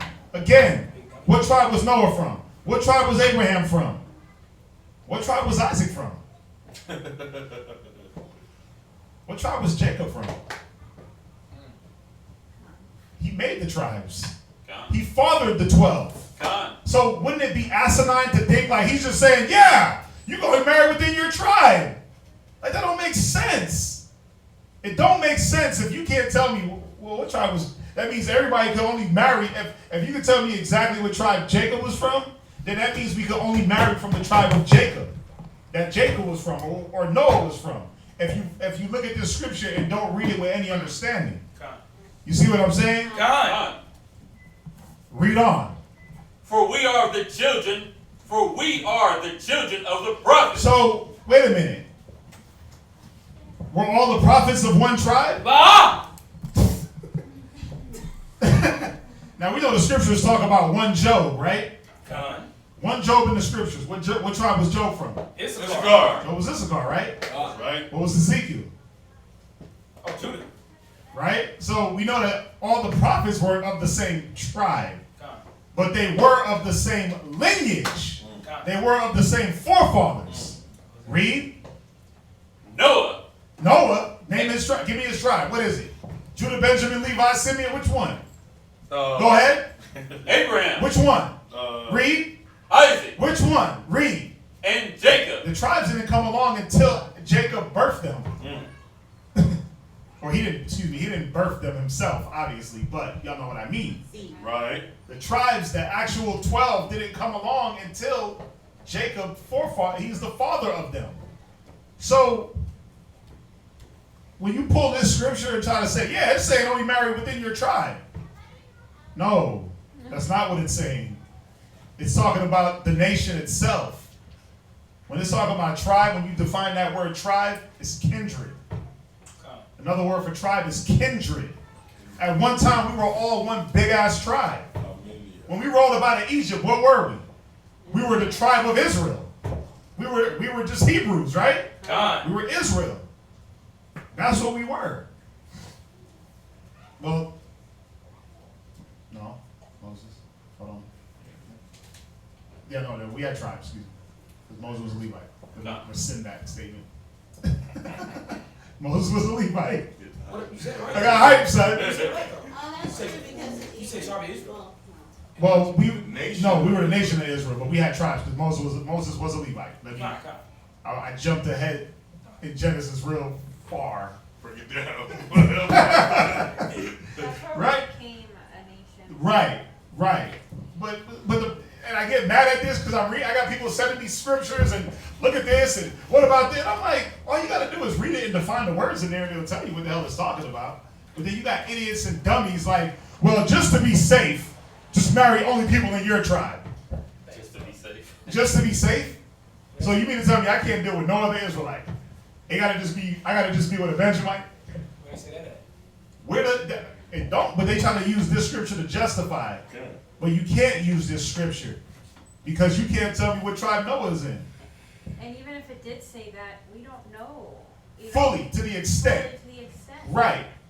We have an idea of where the concentration, like this 12 tribes chart, it gives us the concentration of where each of these tribes are located today. But just because you're a black man in America, don't mean you're a Judite. Just because you're a black man in Jamaica, don't mean that you're a Benjamite. Let's be real. You did with that when they threw us on boats. They were like, yeah, we're going to put all the Judites on the Santa Maria. We're going to put all the Benjamites on the Pinta, and we're going to just separate them by tribe. They go, damn. Because when you got here, what they do? They sold one family to this plantation and this family to this plantation. Some went to the West Indies, grab your mic, and some went to the Americas. They said, nigga, you going over here? Nigga, you going over there? He was all Negroes to them. He was all Israelites to them. Tribe of niggas. Yeah. You was just a nigga on a boat. So, because cats try to get like super technical. Like, what are you talking about, bro? That don't make no sense. Like, it's some wickedness if an Ephraimite deals with a Manassite, or if a Judite wants to get his salsa on with an Issacharite. Where does it say that that's wrong? It don't. Go ahead, read. Remember, my son, Uh-huh. that our fathers from the beginning. Wait, that just Jacob? Our fathers from the beginning. Wait. Just Judah. Our fathers from the beginning. Go ahead. Even that they all married wives of their own kindred. Go ahead. And were blessed in their children. Read. And their seed shall inherit the land. Right. And I mean, even if you want to get, I'm not going to throw it in there. I'll leave that. I do that sometimes. Like, Cliffhangers. it ain't a cliffhanger, but y'all. Fine, you get it. That brethren, sons. Right. Read verse 13. Watch. Read verse 13. Verse 13. Uh-huh. Now therefore, my son, Read. love thy brethren. Do what? Love thy brethren. Love just your tribe. Love thy brethren. Wait, I'm a Benjamite, so I can only give a damn about Benjamite. Love thy brethren. Read. And despise not in thy heart thy brethren. Read. The sons and daughters of thy people. Read. In not taking a wife of them. Yeah, because that's what it's taught. When you don't take the wife of your people, of your nation, you despise. You despise your nation. You despise your nation when you choose not to.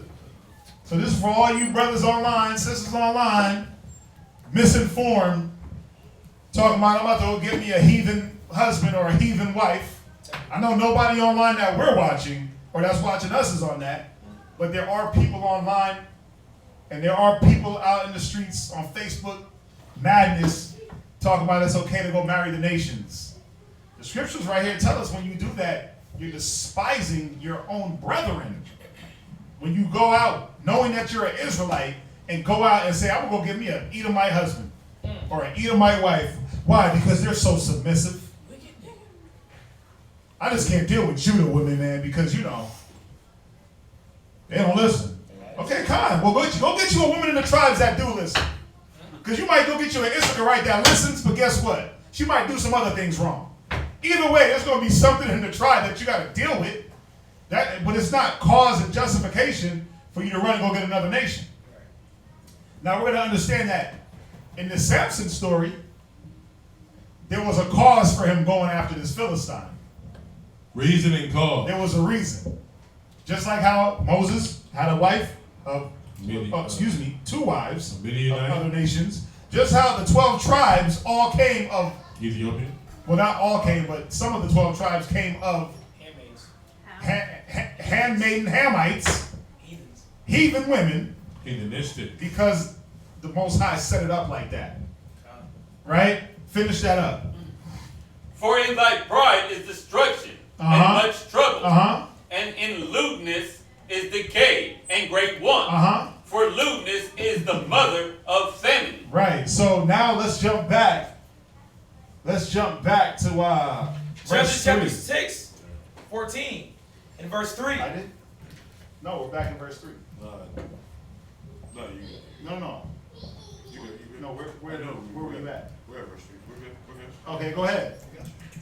Then his father and his mother said unto him, Is there never a woman among thy brethren, or among the daughters of thy brethren? Right, they wanted him to be with an Israelite woman. They were like, you go get you a Danite woman? She got to be in the tribe of Dan? They said, what happened to the women of your brethren? Go ahead. Or among all my people. Or among all my people, because they were Israelites. Go ahead. That thou goest to take a wife of the uncircumcised Philistines. Yeah, these filthy Philistines. Right? Like David ran up on them and said, man, why does this uncircumcised, filthy man, Philistine, run his mouth against the Most High? I love it. All wrong. I did. That's my favorite. That's his favorite scripture, and I destroyed it. Said, who is this uncircumcised Philistine that blasphemes the name of the living power, man?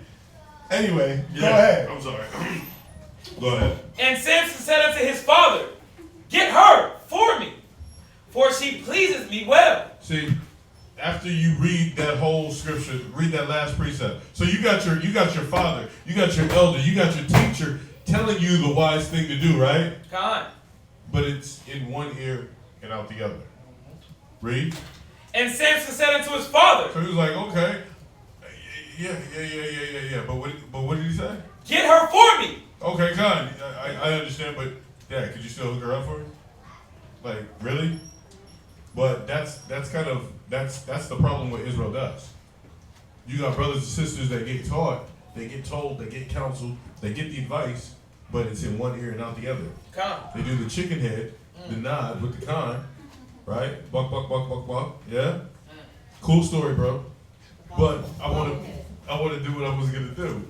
And I gotta say this because as we read this story, it was for a purpose. Now let's be real. Ain't nobody out here having relationships ordained by the Most High. No. You're going after your relationships for your own damn lust. Because she got you hot. Yeah, because she looked good. Because you're not going after, don't try to be like, oh yeah, well I'm going after this nation, brother, because the Most High said so. I gotta slay nations, and all of a sudden you're the nation slayer, right? Brothers can't this story. Yeah, well, we chase the nations now because it's ordained of God. Like, no. This is a different instance. I gotta say it because if we don't get a chance to get down to it, we can't leave them hanging like. Oh, no cliffhangers. Right. So go ahead, read. Go ahead. Oh, that was it. But like I was saying, Ecclesiastes chapter 6 and verse 35. Cheese and rice. So, but even still, when we're getting the instruction, even though the Most High still had a greater plan for Samson, this is what you still, and this is what he still could have applied. Go ahead.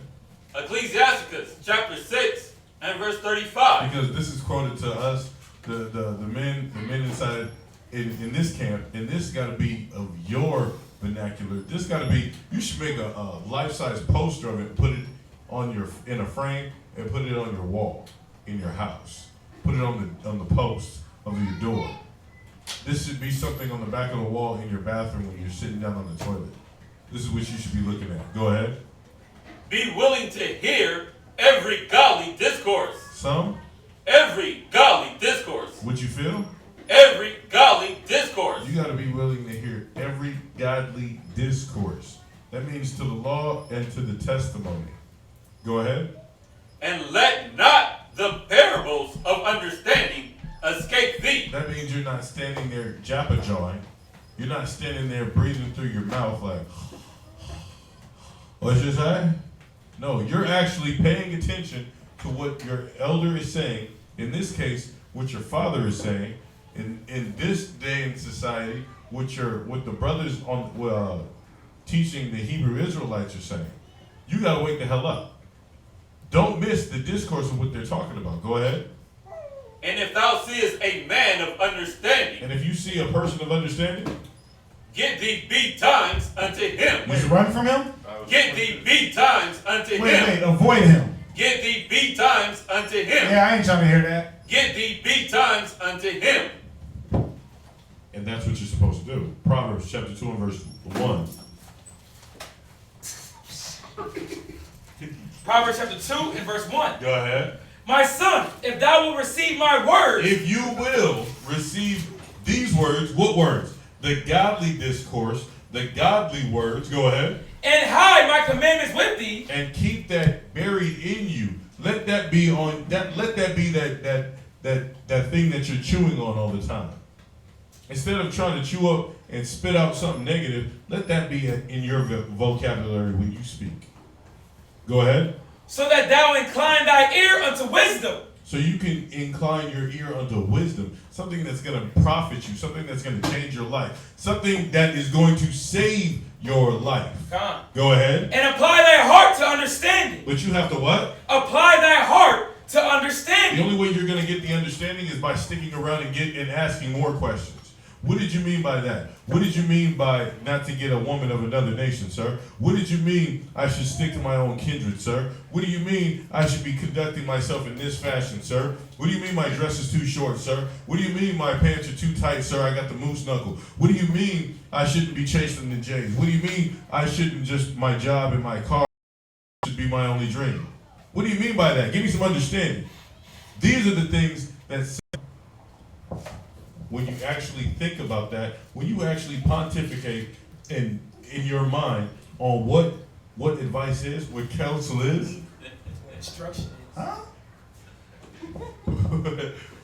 God. That's all it is. It is work. But Oh, God. yeah. But that's what it is. Advice you didn't know. I'm serious. Wow.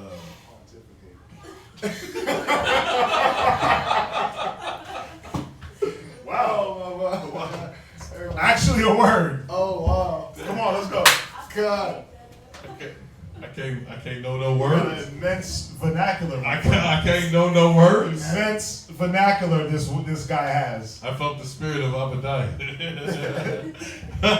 Come on, where we at? You want me to read here real quick? Yeah, hit that. So this is back in the Josephus, page 146. It says, now when he once came with his parents to Timnath, a city of the Philistines, where there was a great festival, he fell in love with a maid of that country, and he desired of his parents that they would procure him the damsel for his wife. But they refused to do so, because she was not of the stock of Israel. Yet, because this... Wait a minute, she wasn't of the stock of Dan? She wasn't of the stock of Israel. Oh, she wasn't of the stock of the whole 12 tribes. Right, not just because she wasn't his tribe, she wasn't of Israel. Okay. So you can marry outside your tribe. Gone. All right? Gone. Yet, because, and this is the point, this is the reason why he pursued her even against his parents' will. So, you know, what he was hitting on was right on point, showing that, for one, a lot of us don't even go according to the will. A lot of us don't go according to the will of the Most High when it comes to doing things. We go according to our own will.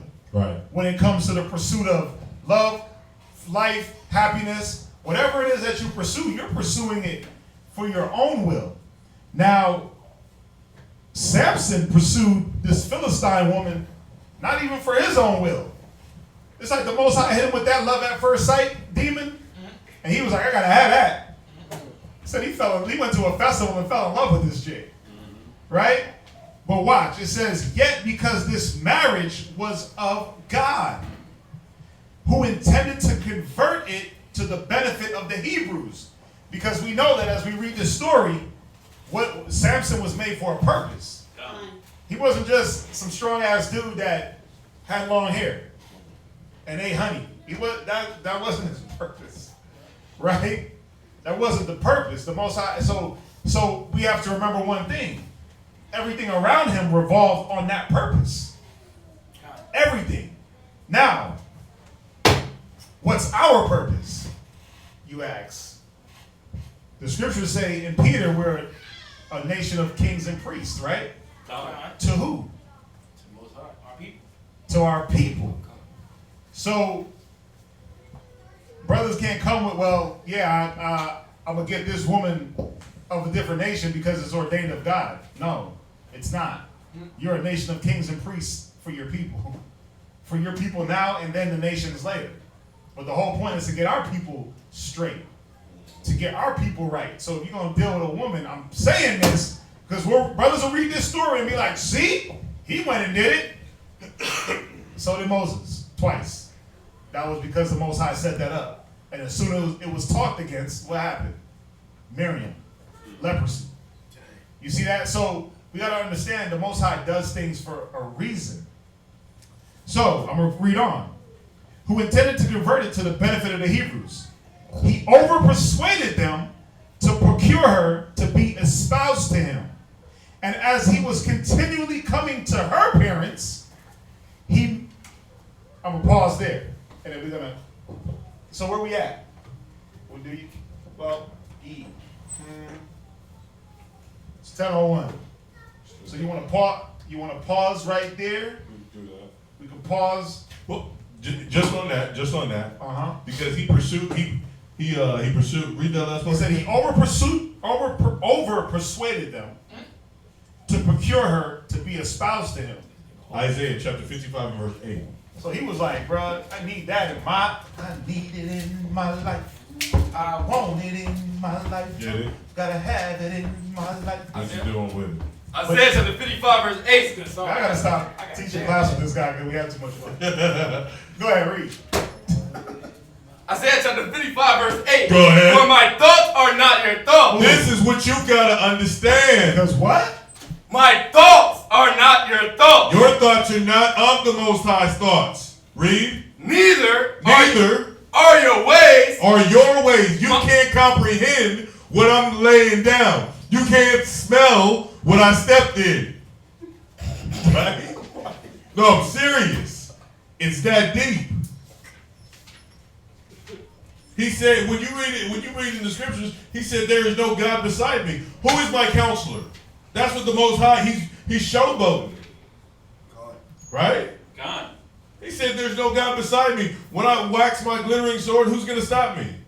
My word, if I send it out, it's not even going to come back to me void and tell me, yeah, I couldn't do what you said to do. Right? God. Yeah. So he's saying, my thoughts aren't your thoughts. Go ahead. Neither are your ways my ways. Who said that? Said the Lord. Said the Most High. Read. For as the heavens are higher than the earth. Because we all can look up at the sky, right? God. Yeah, so the heavens, that's higher than the earth. That's higher than the place we stand upon. Go ahead. So are my ways higher than your ways. That means your arms are too short to box with God. Stand still. Sit down. Be humble. Can I get a bar for that? You can have all the bars. Go to Jude chapter 8. Jude chapter 8 and verse 14. Come on, Jude chapter 8 and verse 14. Read verse 12. Verse 12. And now, who are ye that have tempted God this day? Right. Go ahead. And stand instead of God among the children of men. Read. And now try the Lord Almighty. Read. But ye shall never know anything. Read verse 14. For ye cannot find the depth of the heart of man. You can't even prick the heart of a man right and get deep down into his thoughts. Go ahead. Neither can you perceive the things that he thinketh. And you can't even perceive a man's thoughts. Read. Then how can ye search out the Most High? Read. That hath made all things. Read. And know his mind. How can you know the Most High's mind? You can't even know the mind of your brother that's sitting next to you. Some brothers can't even pick the minds of their wives and figure out what their wife is thinking and how to deal with their woman. How you going to question the Most High? Well, how come the Most High made Moses marry 2 wives of different nations? And how come they... Bro, because my thoughts aren't your thoughts. Read. Or comprehend his purpose. Yeah, how you going to comprehend the Most High's purpose? You don't even know what the hell you're supposed to be doing. You questioning the wrong things. Mind not the things that are too high for you. Read. Nay, my brethren, provoke not the Lord our God to anger. Yeah, don't provoke the Most High like Miriam did. Thinking that you can question why the Most High set and let certain things happen. We know what the law says. Don't marry to other nations. But obviously it was for everything that the Most High did. If you don't understand, it was for a purpose. And it was, you know, the sad part is it's like, well, how can we let him do it? And it was a purpose to free us from damn captivity. Everything that he did was to get us out of some captivity that we got ourselves in. Right. You know, so we got to see that. Was there anything else on that point? Wait. You got to keep, get to verse 16. Read. Verse 15. For if he will not help us within these 5 days, he hath power to defend us when he will. No, that's all. No, That's, 16. I was going to go there for now. You want to? No. Okay. Romans chapter 11 and verse 34. This last one? Yeah. Romans chapter 11 and verse 34. Go ahead. For who hath known the mind of the Lord? Who knows the mind of the Most High? Who knows his thoughts? Who does? Not a single damn body. Dag nabbit. Pardon my curse word. But you can if you get in this book. Right? Exactly, but it's that evident. If you open up the book, he only left you the basic instructions, right? It's in this book. So you can know the mind of the Most High. What was that? Romans chapter 11 and verse 34. Go ahead. Or who hath been his counselor? Who was the one who gave the Most High some advice? You know what, Most High? I think we should create men in our image. Who told the Most High that? Nobody. That's what the Most High said. Can't nobody check and reprove the Most High. Can't nobody give him a suggestion. Right. Come on. He's so powerful. David asked that question. He said, what is man that you are mindful of him? He's looking at everything else that the Most High created. He's like, God dang. Like when you go up in a plane and you look down on the earth, we look like ant farms, right? Not even, right? David's like, what is man that you are mindful of him? It's like dirt. Yeah, we look You can't like see, man. little specks, little dirt specks. How the hell can you be the Most High's counselor or give him advice? That's why his thoughts aren't our thoughts, or our ways are never his ways. Hardly, the scripture says, hardly do we guess aright, man. Right? There are things up on this earth. How the hell are we going to guess what we can't even see in another dimension? That it? That's it. Yeah, that's it. Yeah. There it is. That's it. So we're gonna come back with the rest. Obviously, it's not done. There's a lot to this class. 2 more chapters. yeah, so, you know, we'll break it up. But yeah, good class, man. Any questions on the topic? Live. If not, just check online. I don't think there's any questions, probably just comments. Did the feed go out, or was it straight? Yeah, there's nothing. All right, we thank everybody online for bearing with us. Good class. Hope y'all got something out of it. You know, we do these classes because it shows history. We got to get this history out. And it's, you know, these stories are important to know, and it's good to have the in-depthness of the stories. All right, so thank y'all for bearing with us. We appreciate y'all, everybody in class. We appreciate y'all. Let's salute them online. Shalom! We'll see y'all on Wednesday, 7 to 10. All right?